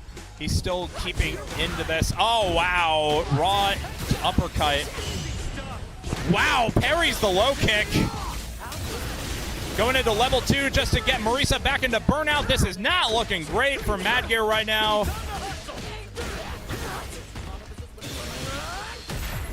Oh, level 1, and he takes the bait. Okay, Madgear's got to be really careful. Not a whole lot of life to play with. And also, he's dealing with a character who has like 5 different ways from Sunday to get you halfway across the screen.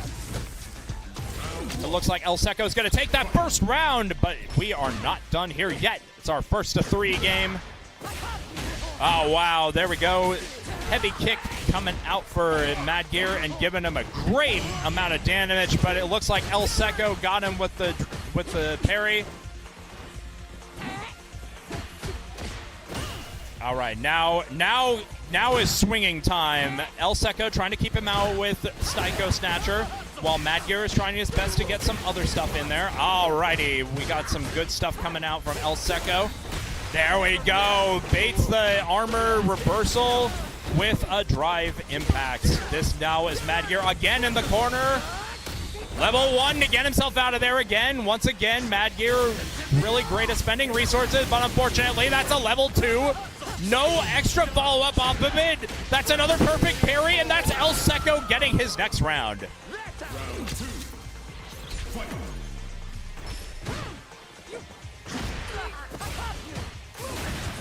All right, EXTP coming out from El Seco.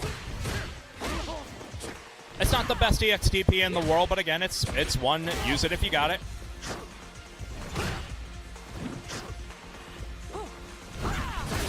Oh, wow. Punish counter snatcher.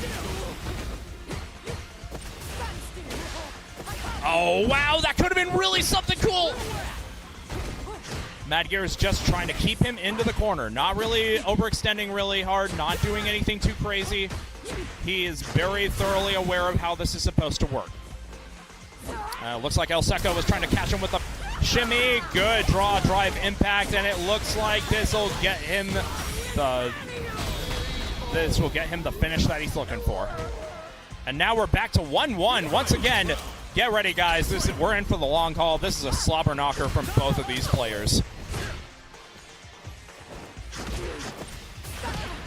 All right, El Seco doing exactly what I thought he would, which is trying to keep Marisa out as best he can with the absolutely oppressive normals that are afforded to Ed. Once again, he has some normals that are a little disjointed and a little crazy. Good overhead from Madgear, though. That was a really fun little conversion. It could have been something else, too, if he had worked a little bit harder to keep it. Level 2, does he fall for it? Yes, he does. EXTP, Madgear's back with a full gauge, though. Gotta watch yourself, because any hit from Marisa is gonna do it. All right, El Seco moves Madgear further into the corner, and that is El Seco up another game. Okay, this went from something that was almost in Madgear's hands to something that now he's got to worry about pretty sporadically, because El Seco is up on set point.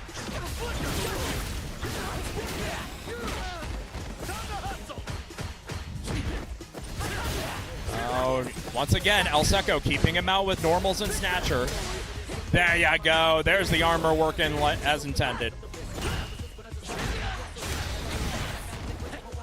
EX Gladius to get out of there.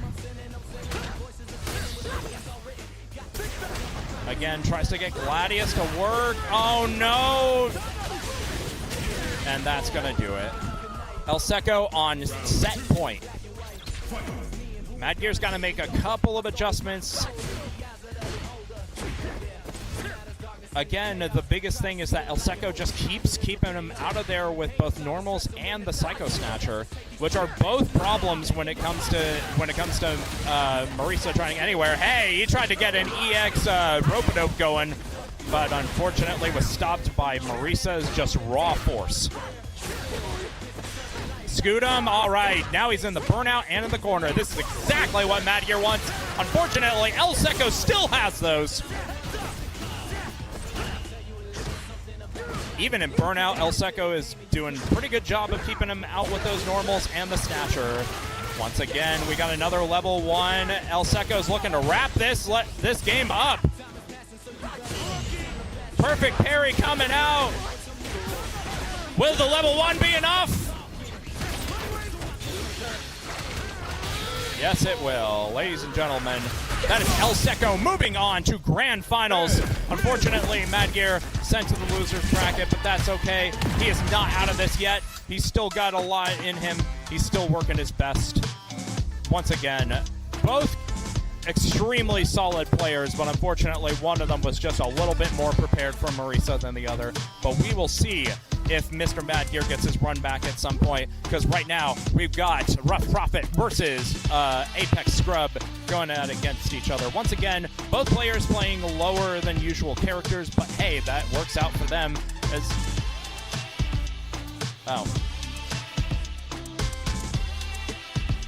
Oh, hold on. I keep hearing there's a possibility of a character change from these players, which would be really crazy if that were the case.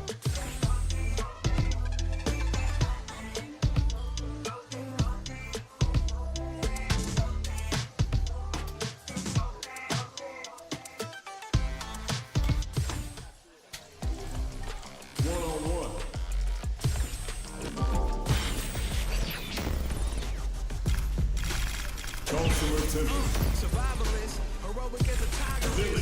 Earn my stripes 'cause you know Time for battle is here. Journey started young, super hard-headed. Call me crazy, but you is not my psychiatrist. Through a lifetime of strifing and struggling. Be the best, that's my covenant. And I'ma live forever, that's my legacy. Greatest of all time, that's what they gon' label me. Put in work, I did my part. They like, keep on going 'cause you got heart. They know that I'm not stop, I keep on pushing forward. Highly motivated, they try to say I'm overrated. If you from where I'm from, you're not supposed to make it. The opportunities arise, so I gotta take it. Too many people in my corner, so I gotta make it. Understood. Alrighty, hang on a minute. Oh, nope, never mind. Rough Prophet going in with Ryu. I really thought I was about to commentate Viper again. Here we go, Ryu versus Lily. Rough Prophet versus Apex Scrub. Let's get it. Unfortunately, one of these dudes is going to be sent home.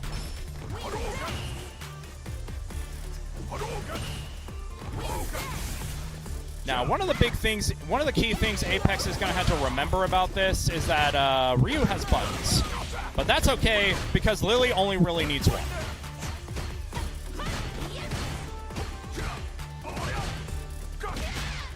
Two solar plexuses in a row gets Rough Prophet what he wants.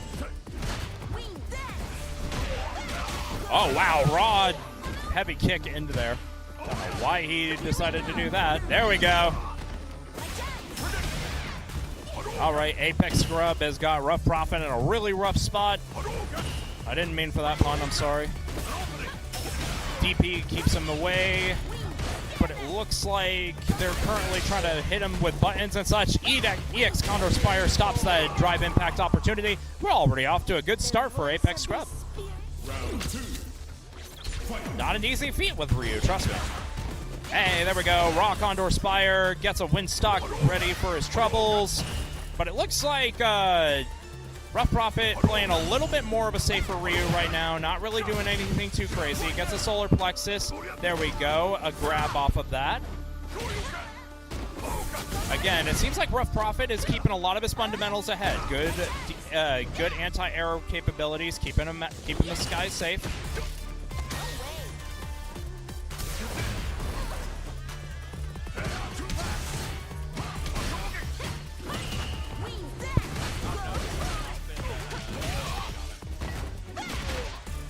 I'm not kidding. It's like... She has to. She has better fashion sense than he does.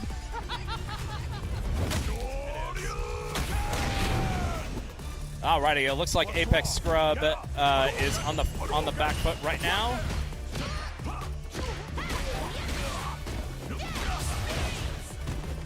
Oh man, it's anybody's game now.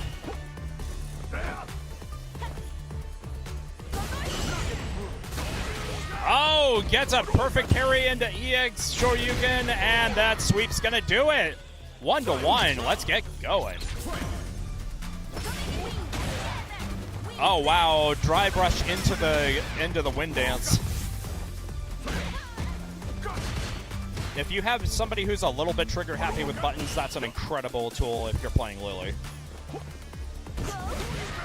Oh wow, just says, nah, son, you ain't getting your Psycho Crusher out today. All right, will we go for the drop? Nope, no throw loops today. This is a throw loop free zone today. All right, once again, Rough Prophet using Jordan kicks to keep him out. It looks like Apex Scrub is trying to find a nice little place to get some extra damage. Another throw, and the overhead will seal it. That is Rough Prophet going up 1 point. Apex Scrub was doing really good that round. He just let a couple of things slip a little bit, and that unfortunately meant the difference between life and death. Speaking of the difference between life and death, we've already got Apex Scrub knocking up against the corner. Although we got 1 win stock, 2 win stocks for his trouble. Another perfect parry off of the Condor Spire. EX DP to get it out of there. Wow, there we go. There's a drive impact flash. This is a really rough spot for Rough to be in. What is going on, man? Oh no! Just as soon as he got out, he managed to make it all the way back off of that! Jeez. God, that was like such an advantageous place for Apex Scrub, and like, bro, how did that turn into a win? It's okay, he's getting it back. Apex Scrub already up on a win stock. 2 win stocks for his trouble. Oh, tried to get something going with the EX Condor Spire, but got straight interrupted. Oh, wow, good job getting the command grab going. Now you got to be really careful with this. This is a Rough Prophet playing Ryu that is ahead around. All right. Trying to get something going. It seems like Apex Scrub has got a drive impact going. Going into level 3 to kind of compose himself and get some damage going. Wham. All right. It's far from over, though. Another way to keep him off. Can Rough Prophet stick the landing? It only takes 1 hit. There we go. Rough Prophet back on this 1-1. Or like Apex Scrub back on this 1-1.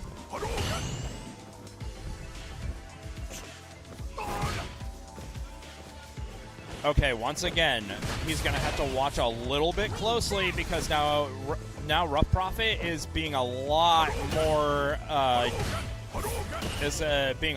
frugal with his buttons and such.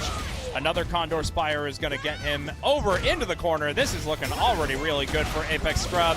Fantastic punish counter.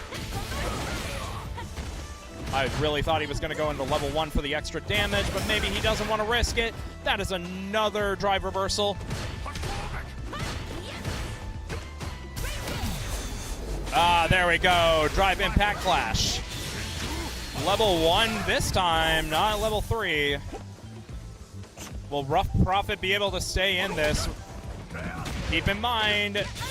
Oh, will he reach it? No! Oh, no! He could have just gone to level 1.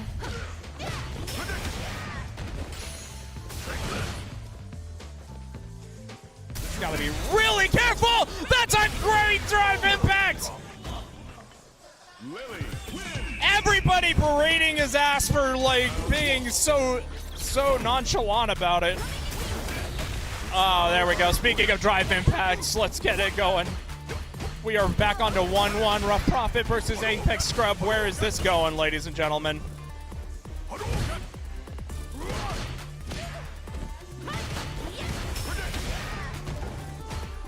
Once again, just Rough Prophet always using the reversals to keep Lily off of him because he knows the second that Apex Scrub gets in, like that's Lily's moment to really do stuff. Wow, another raw drive impact. Well, I feel like I'm looking at Season 1 again.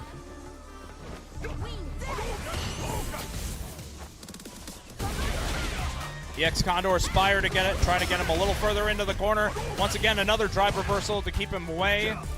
Some absolutely wonderful neutral coming out for both of these characters. Oh, another drop from Rough Prophet, unfortunately. There we go. That's another thing about EX Condor Spire. It skips all projectiles. But that doesn't matter because he whiffed the command grab, unfortunately. So, that is Rough Prophet on set point. Oh man, the sun is trying to kill me right now.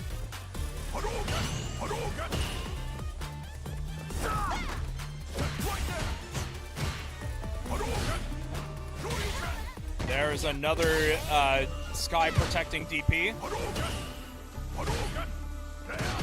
Apex Scrub's got to be really careful because Rough Prophet is getting a lot of his buttons to actually do stuff for him this time. There we go, another drive impact flash. And level 2 to get some damage and put him a little closer into burnout and to get himself out of the corner. Thank goodness. It's looking a lot more positive for Apex Scrub right now. All right, now the proverbial tug of war, as it were. That's the first sweep I've seen out of Lily today. Ooh, overhead. Another Condor Spire, EXDP to keep her away. Denjin on lock. Overhead, and level 2, will it kill? Yes, it will. Unfortunate. Apex Scrub, unfortunately, going home today, but please give it up for Apex Scrub for such an impressive display with Lily. All right, ladies and gentlemen, here is Mad Gear's chance at getting back into this. We are into our losers final, so first to 3, I believe. Yeah, we're in? Okay, got it. So this is Mad Gear's big chance to get back in against El Seco versus Rough Prophet, of course, who has been on a really good run right now. Once again, has a lot of characters in his pocket that he can pull out for this, but I'm very curious to see who Rough Prophet's going to throw out with Mad Gear. I swear he's going to, like, pick Viper just to mess with me.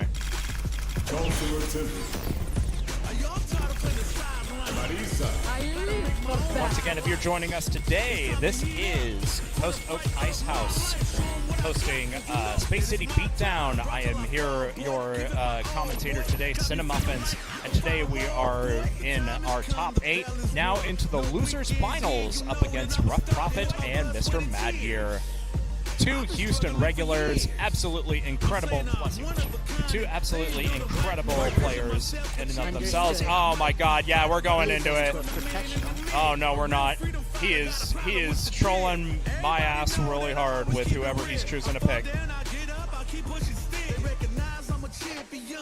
I think he's worried that Mad Gear knows a little too much about Jamie, so that's why he's going with Ryu. All right, we're jumping into this. Ladies and gentlemen, this is Rough Prophet as Ryu, Mad Gear as Marisa. Let's get into it. Losers final.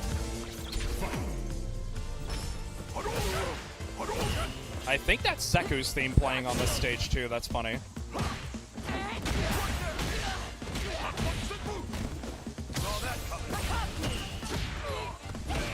All right, once again, get ready for a pretty slugger-friendly match, because if it's one thing Mad Gear loves to do, especially against Ryu, it's throw out buttons. There we go. There's the first javelin that gets over a fireball today. Get ready, guys. It's going to be a big one. Another grab coming out. Once again, advantageous place for Mad Gear is anybody on the opposite end in the corner. All right, will he get the overhead? Nope, that's an EXDP for his trouble. Unfortunately, Burnout is going to limit his options a little bit. Another sweep. That's actually a really good spot for it to be at level 1. That is Rough Prophet up a game. Round 2. Over faster than it began. That's another thing about Mad Gear. He absolutely loves using that stomp any way he can. Oh, no, no. Drive impact coming out there. Another level 1 just to get the damage and to keep her away. Another charged up Gladius. Oh, wow. Perfect parry coming out. Denjin on lock. Unfortunately, that leaves Mad Gear in burnout. Will Mad Gear make the raw DP on a Javelin? That's incredible.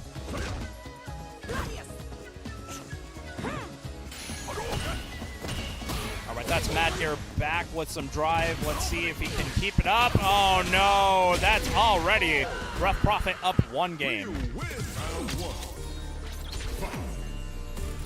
Okay, so the character crisis wasn't as much of an issue for Rough Prophet right now. Mr. Mad Gear jumping in. Once again, back into the corner, but let's see if he can keep him there. Oh, no, that is a punish counter Jordan kick. Fantastic overheads coming out from Mad Gear. Unfortunately, oh, level 1. He does not take the bait, though. All right, get him over into that corner, and that's another EX scoot to try and get himself into a much more advantageous position. Once again, Marisa loving to use armor any way she can. All right, this is a much better spot for Mad Gear, but he's got to be careful because even if it's a burnt-out Ryu, it's still Ryu, and that's not even going to be close enough to chip. Round 2. Fight. Oh, wow. Straight up shimmy on this character.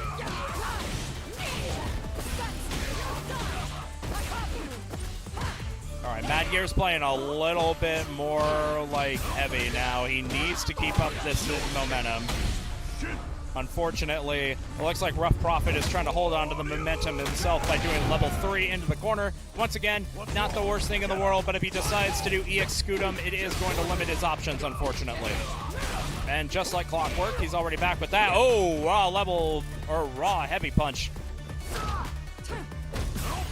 Trying to get something started. And unfortunately, nothing's getting started. Rough Prophet. All right, Mad Gear taking a minute. I don't think he's switching off of Marisa, absolutely not, because he's currently in the midst of trying to make sure that he's keeping up with the game and representing his girl. Unfortunately, this puts Rough Prophet up 2 games. Will we get to see Mad Gear turn the tide? We will have to see. It's not an easy ask either, because Ryu is absolutely one of those characters that can deal with Marisa a lot more effectively, especially given his damage as well as his fantastic buttons. Like it looks like all of his options are forcing Mad Gear into the Scootum, which puts him ever closer to burnout, which is not the worst thing in the world for Marisa, but it's also like you don't want any character into burnout, really. Good old Javelin.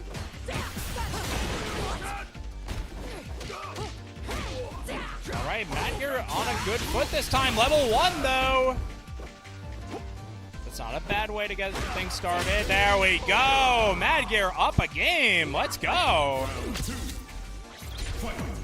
Some signs of life from Monsieur Mad Gear.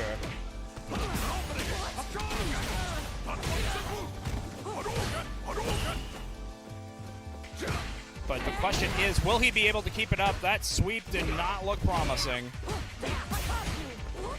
Oh, no grab going there.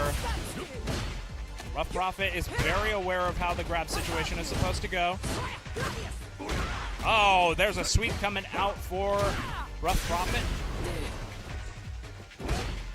Oh, another blocked sweep, but this time he gets a punish for it.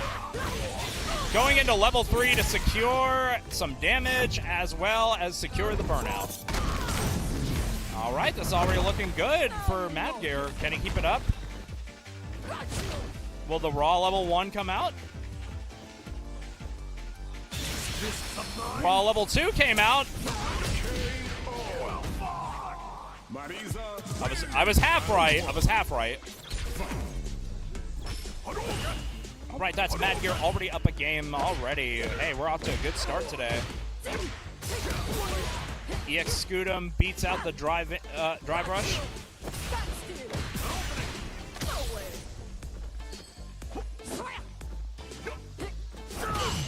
Oh, fantastic parry.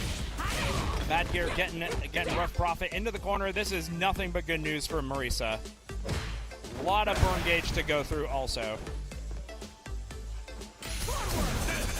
Oh, wow. Coming back just in the nick of time. A drive impact. Another EX Scudum and another reversal on... Oh, my God. I can't even comment that fast. There were like 19 different interactions that happened there. Oh, that is unfortunate. Rough Prophet dropped that, though. EX Scudum keeps him in the game, but no. Now we're back to Rough Prophet on set point.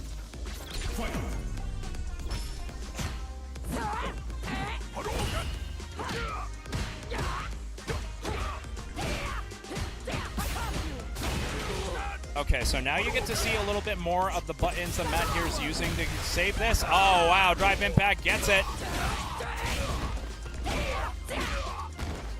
Okay, goes for the safe jump setup. Once again, Rough Prophet now back in Burnout. This might be Mad Gear's chance if he wants to stay in this. Once again, it's a burned out Ryu, but it is still Ryu. He can still keep you out with Jordan kicks, and you need to be really careful, but it looks like Mad Gear was just ready enough.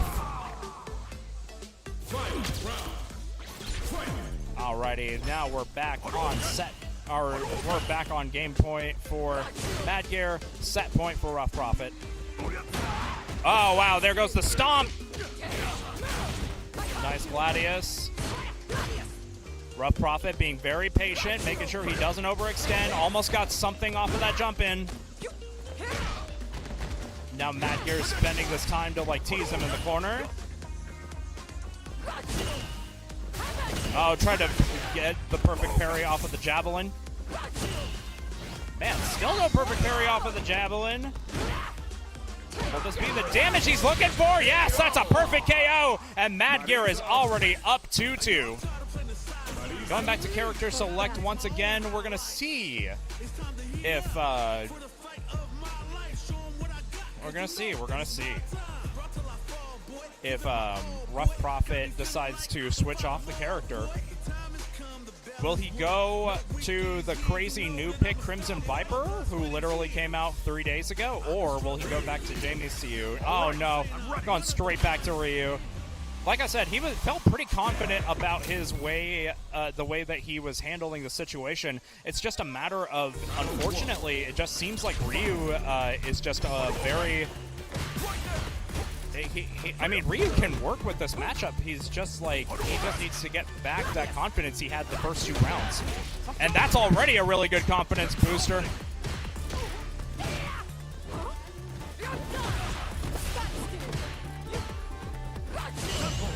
Hey, there we go. The perfect parry on the javelin. Gets a good amount of distance for it. Hey, grabs the Scudum out of there.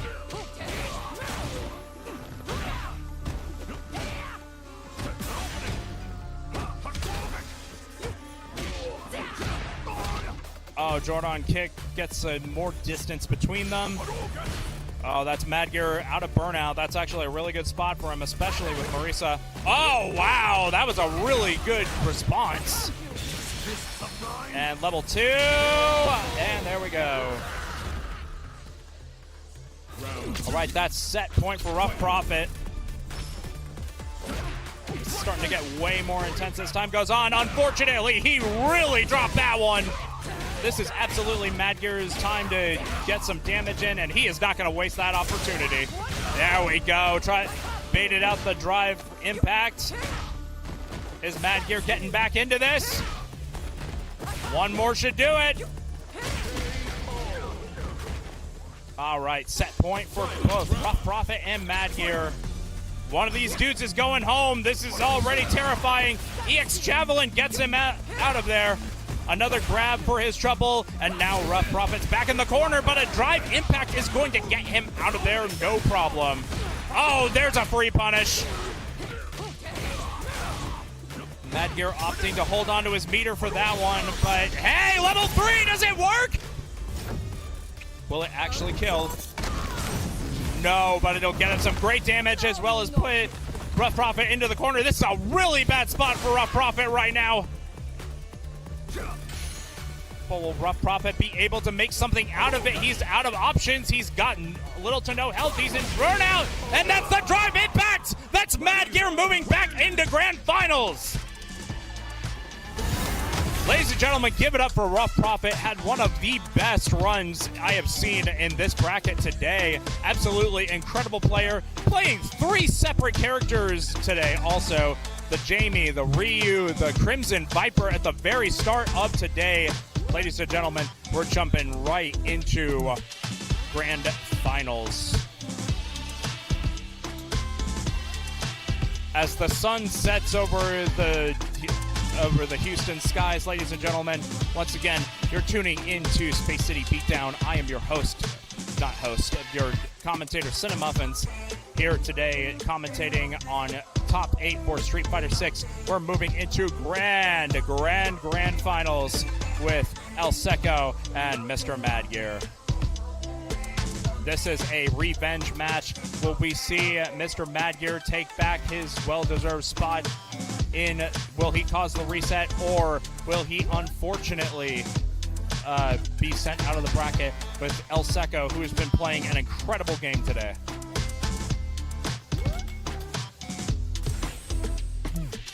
All right, everybody loads in. They start getting their controllers set up and situated for the grand final matchup.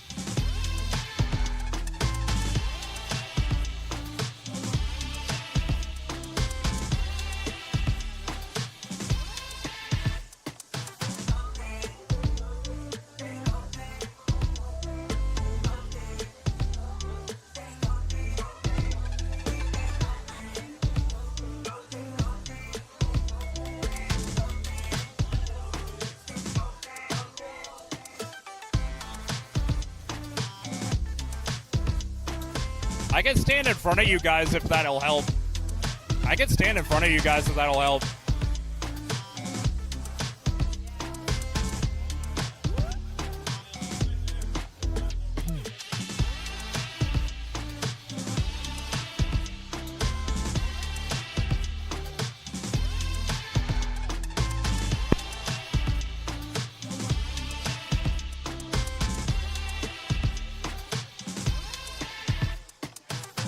Hang on.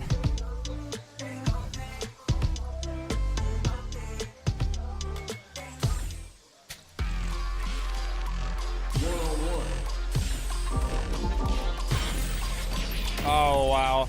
Ladies and gentlemen, give it up for Sam, our sunshade.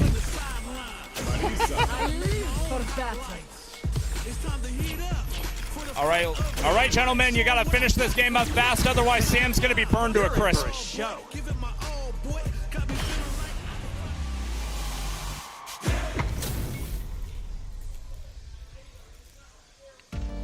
All right, ladies and gentlemen, grand finals for Street Fighter 6. Wait, what? Oh, thank God. I was worried.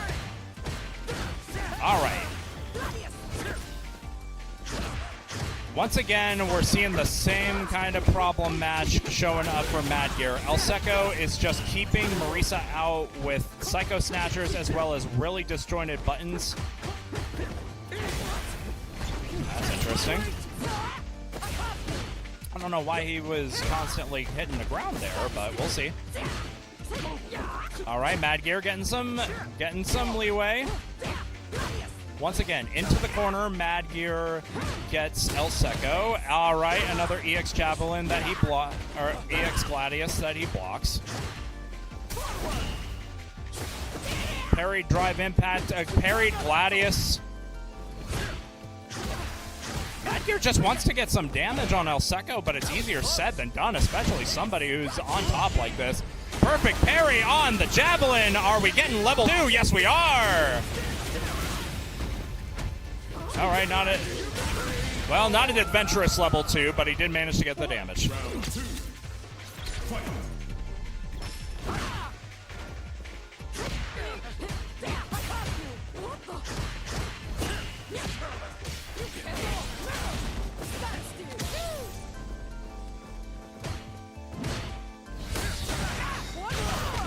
All right, there we go. EX Gladius gets its mark. Some actual damage on the table from Mad Gear, as well as some ability to bully him in the corner. Oh, parries the drive impact. Okay, we're done with clashes for the rest of the game, ladies and gentlemen. All right, 1-1. All right, strap yourselves in. This could be a really long game. There we go. There's the command grab. His old reliable, Mr. Mad Gear. A lot more confident this match than he was last match. Ah, here we go. El Seco in Burnout. Level 1, though. Keeping it real. Oh, yeah. That's how you know he's back, that he's able to land that perfectly. There we go. Mad Gear up a game. This is already looking like a different beast from the last time.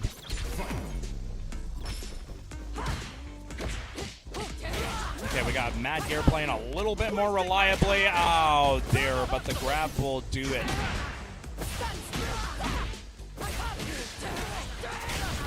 Trust me, if anybody's going to have fun doing wall-to-wall combos with Marisa, it's going to be this dude.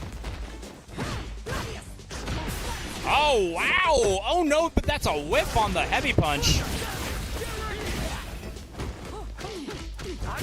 All right, this is El Seco's chance to kind of get back some momentum. Good parry on the EX Gladius. Gets the drive impact in the corner. We'll get some extra damage with it, too, with the EX Snatcher.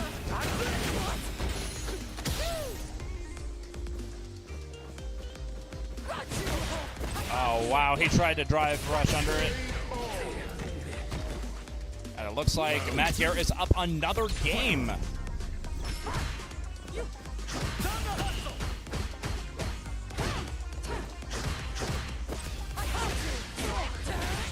And ladies and gentlemen, that's another one of those Season 3 buffs in play. Level 1, let's go! There's the bait in action. Level 3 Raw! Holy Christmas!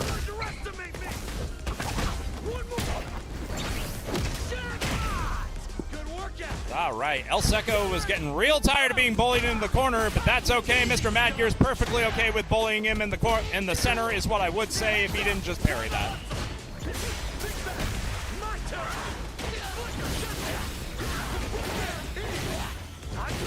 Now it's looking like Mad Gear's getting a little bullied into the corner, too. And that's going to be El Seco with this round 2. Another 1-to-1 game. Goodness gracious.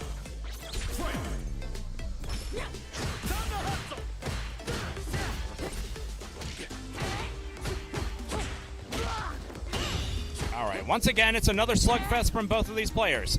Once again, Mad Gear's trying to get the Psycho Snatcher or the disjointed hitbox in order to get an actual whip punish.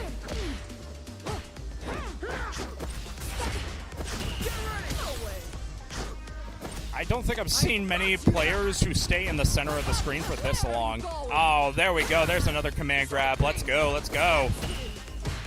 Into the corner. El Seco goes. Will he have some way to get out of it? Oh, he could have gone into level 3 immediately after that.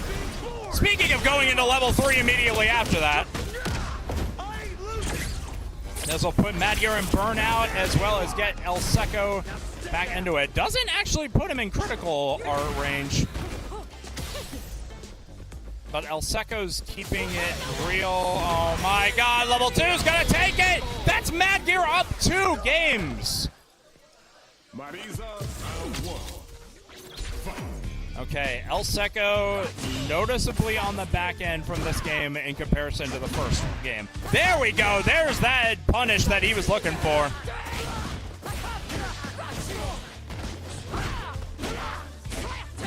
And there we go, some more damage for her troubles, some full charge damage. This is the damage that you miss when you play against Marisa. There we go, El Seco out of the corner, goes with a charged up Snatcher just to get himself out of there, but unfortunately, the Scootum's gonna take it. Okay, Mad Gear on reset point. Ladies and gentlemen, this might be the fastest bracket reset I've ever seen in my goddamn life.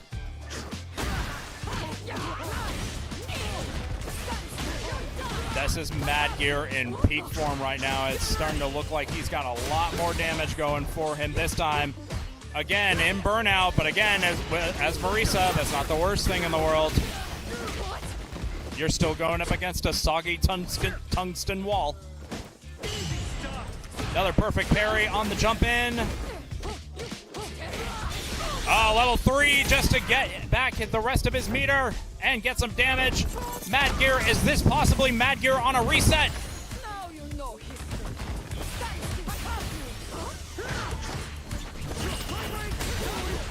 Scudam gets it with TP. Ladies and gentlemen, we got a reset.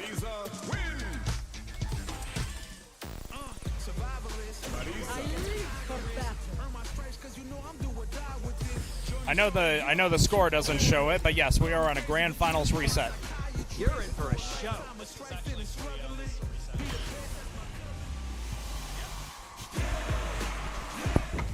No problem.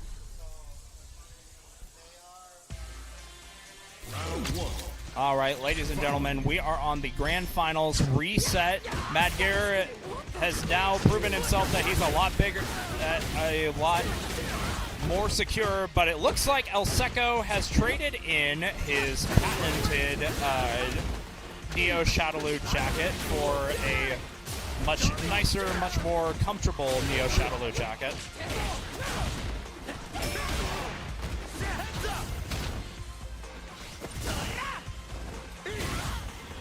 Although it's looking like Mad Gear is already off on the back end because El Seco takes that opportunity for the first game.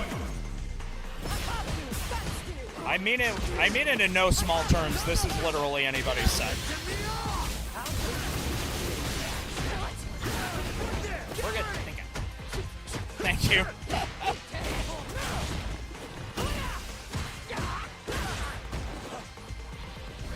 So the other big thing that I guess that both of them are looking for, these extra swings are now making it so that both of them are trying to play the long game to make sure that they get whatever punish that they're looking for. Once again, Mad Gear thoroughly swinging with Marisa and gets another EX Gladius for his troubles.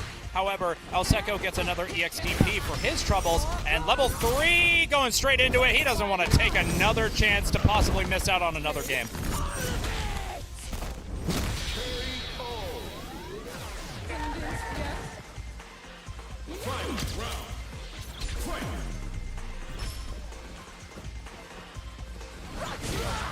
EX Gladius. Once again, back into the corner. El Seco's in a really precarious spot right now. Oh, gets himself out of there just as soon as he found himself in it. Although, we have a drive reversal, keeping El Seco not necessarily in the corner, but a little bit further out. We'll have to see, we'll have to see.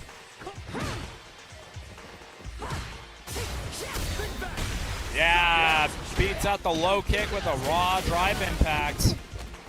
Kind of surprised he didn't go for the level 3 just to keep him a little there. It's okay, he's got the raw level 2 to make it a little bit safer, but unfortunately, the Kool-Aid bubble will not suffice.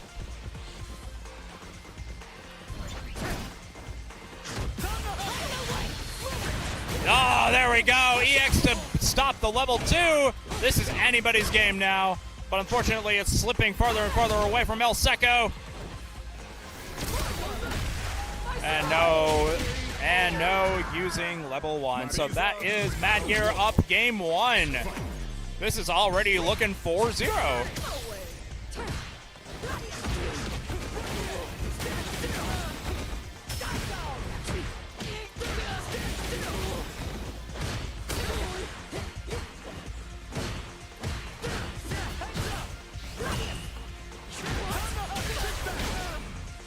This is El Seco getting some good damage, some good pressure in the corner. Mad Gear baiting out the drive impact. Once again, another javelin throw helps him get out, but unfortunately, El Seco is going to get him back in the corner and into death.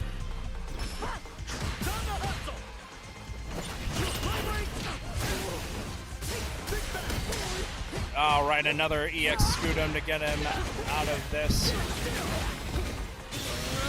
Level 1, does he take the bait? No, he does not. And in fact, El Seco is going to get a lot of damage for his troubles. Bullet kill.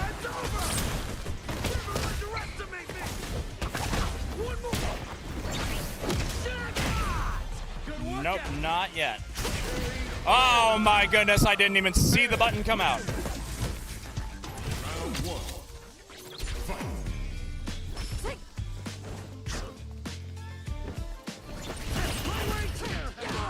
All right, El Seco just scooted Mad Gear into his proximity in order to allow him to punch him much easier. All right, once again, let bullying in the corner commence. EX scoot him to get him back into the corner.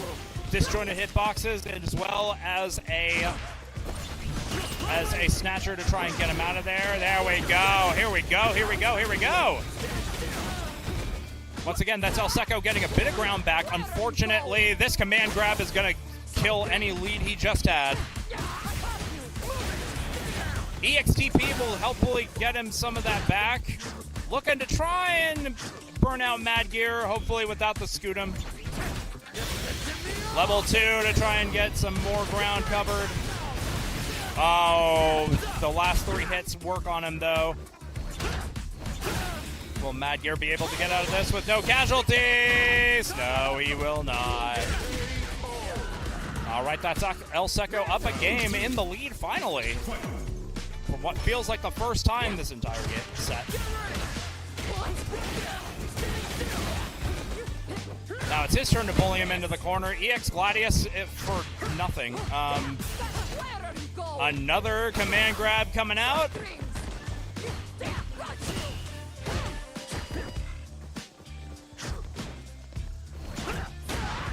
Ah, there we go. Some crazy damage coming out from Mad Gear from the jump in. Perfect parry going into level 1, but unfortunately El Seco was ready for that and starts with a punish of his own. Another level 1!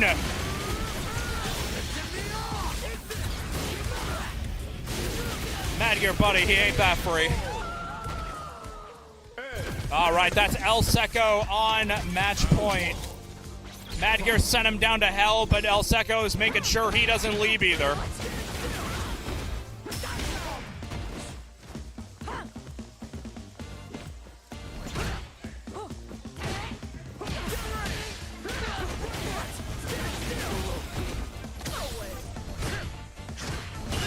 Looking really dangerous for Mad Gear. I want you to know how much that man going into a stance and nothing coming out and how rare that is. This man is scared. And he has the right to be scared because El Seco is currently on championship point.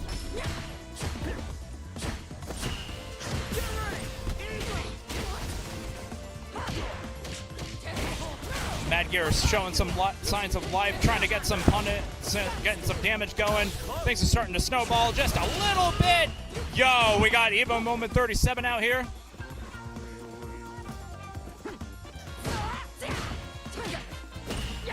All right, back into bullying in the corner. EX, Rope-a-Dope coming out. Kool-Aid Ball is active. Are we going to get the dream combo? No, we're not. But we might get something closer. Mad Gear's got to be careful. Mad Gear, it's now or never.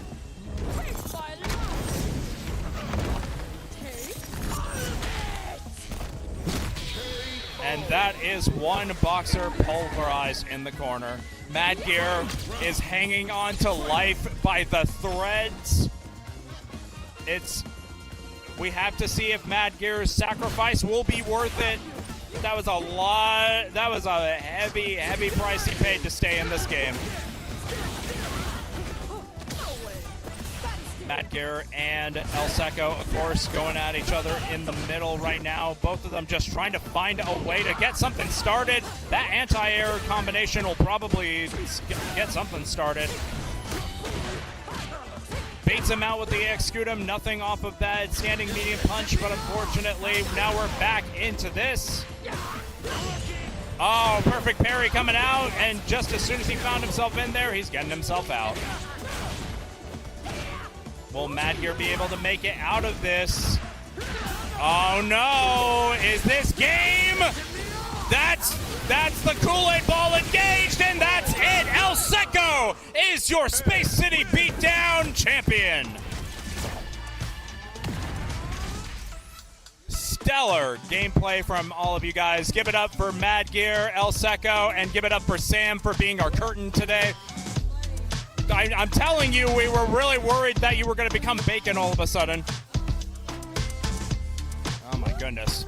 Well, ladies and gentlemen, thank you so much for coming out to Space City Beatdown today. We are not done yet because we got more than a few different fighting games out and ready for everybody today. We've got Tekken, 2XKO, Grand Blue. No, Grand Blue, I don't think it's one of them, actually. Guilty Gear Strive, and quite a few other games that we got on the lineup for today. But ladies and gentlemen, thank you guys so much for coming out to Street Fighter 6 today. I have been your commentator, Cinemuffins, and we will be right back in just a second. Thank you guys for having me, and I'll see you all again very soon. Thank you very much. Take care.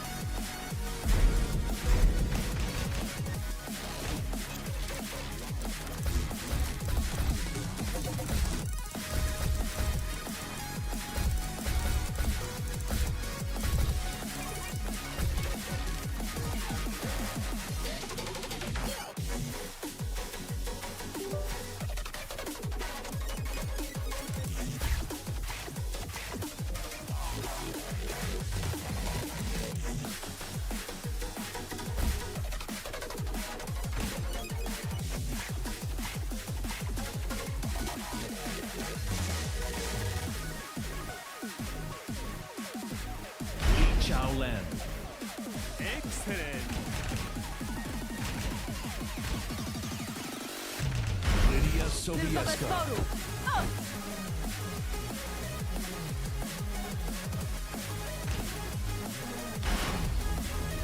Get ready for the next battle.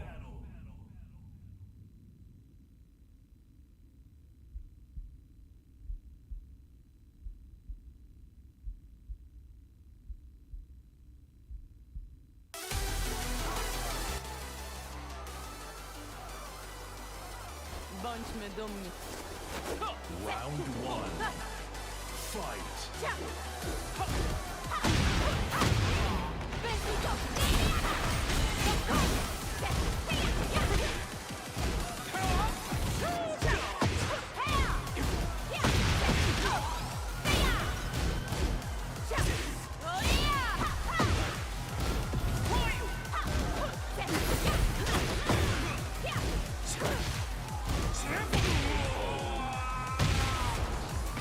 Round two.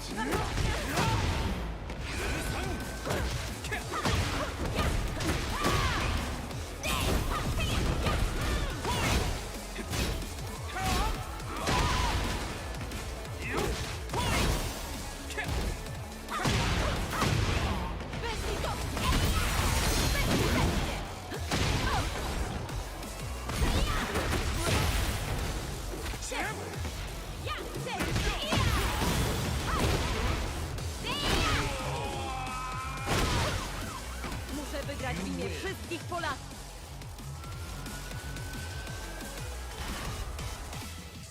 Get ready for the next battle.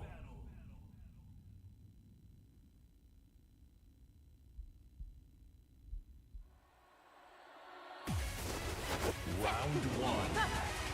Fight.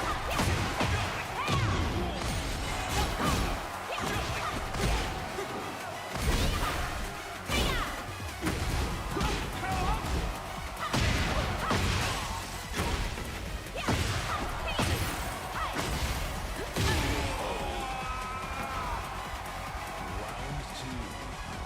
Fight. Bez litości!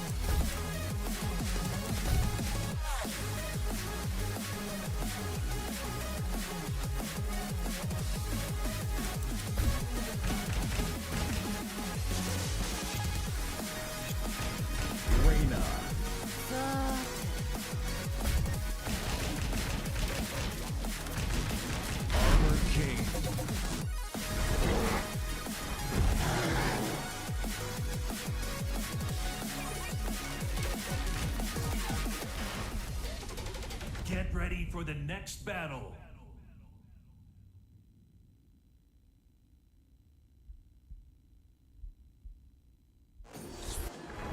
Round one.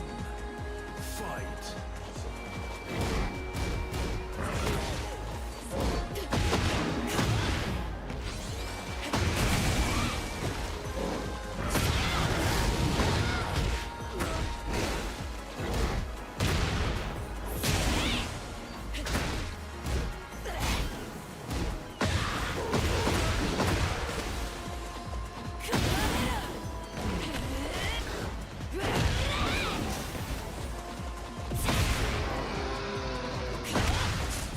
Round two. Fight.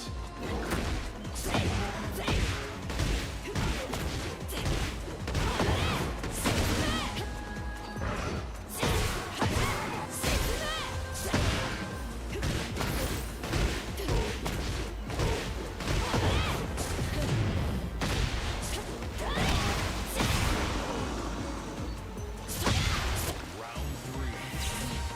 Fight.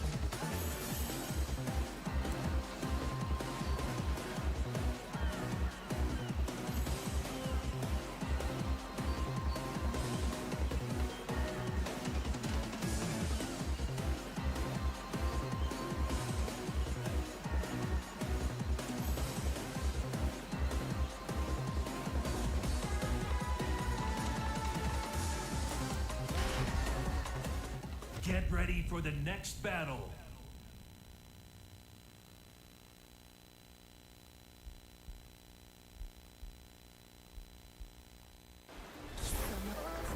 Round one. Fight.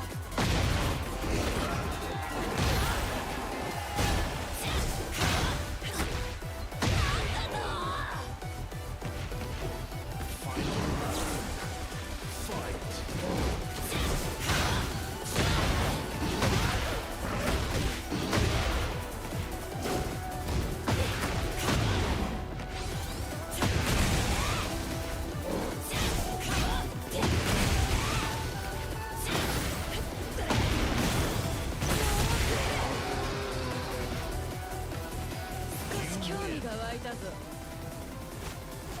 貴様のすべてを暴いてやる。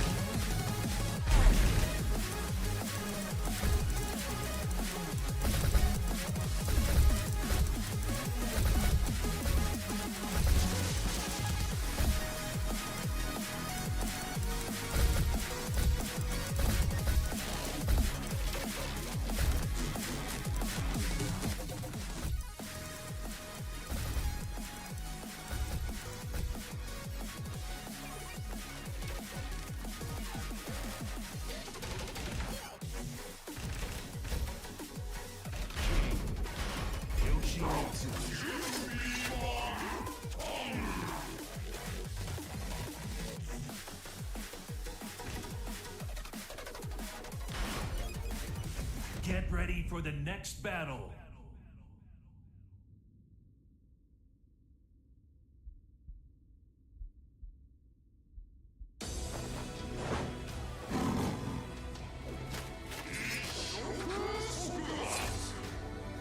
Round 1. Fight.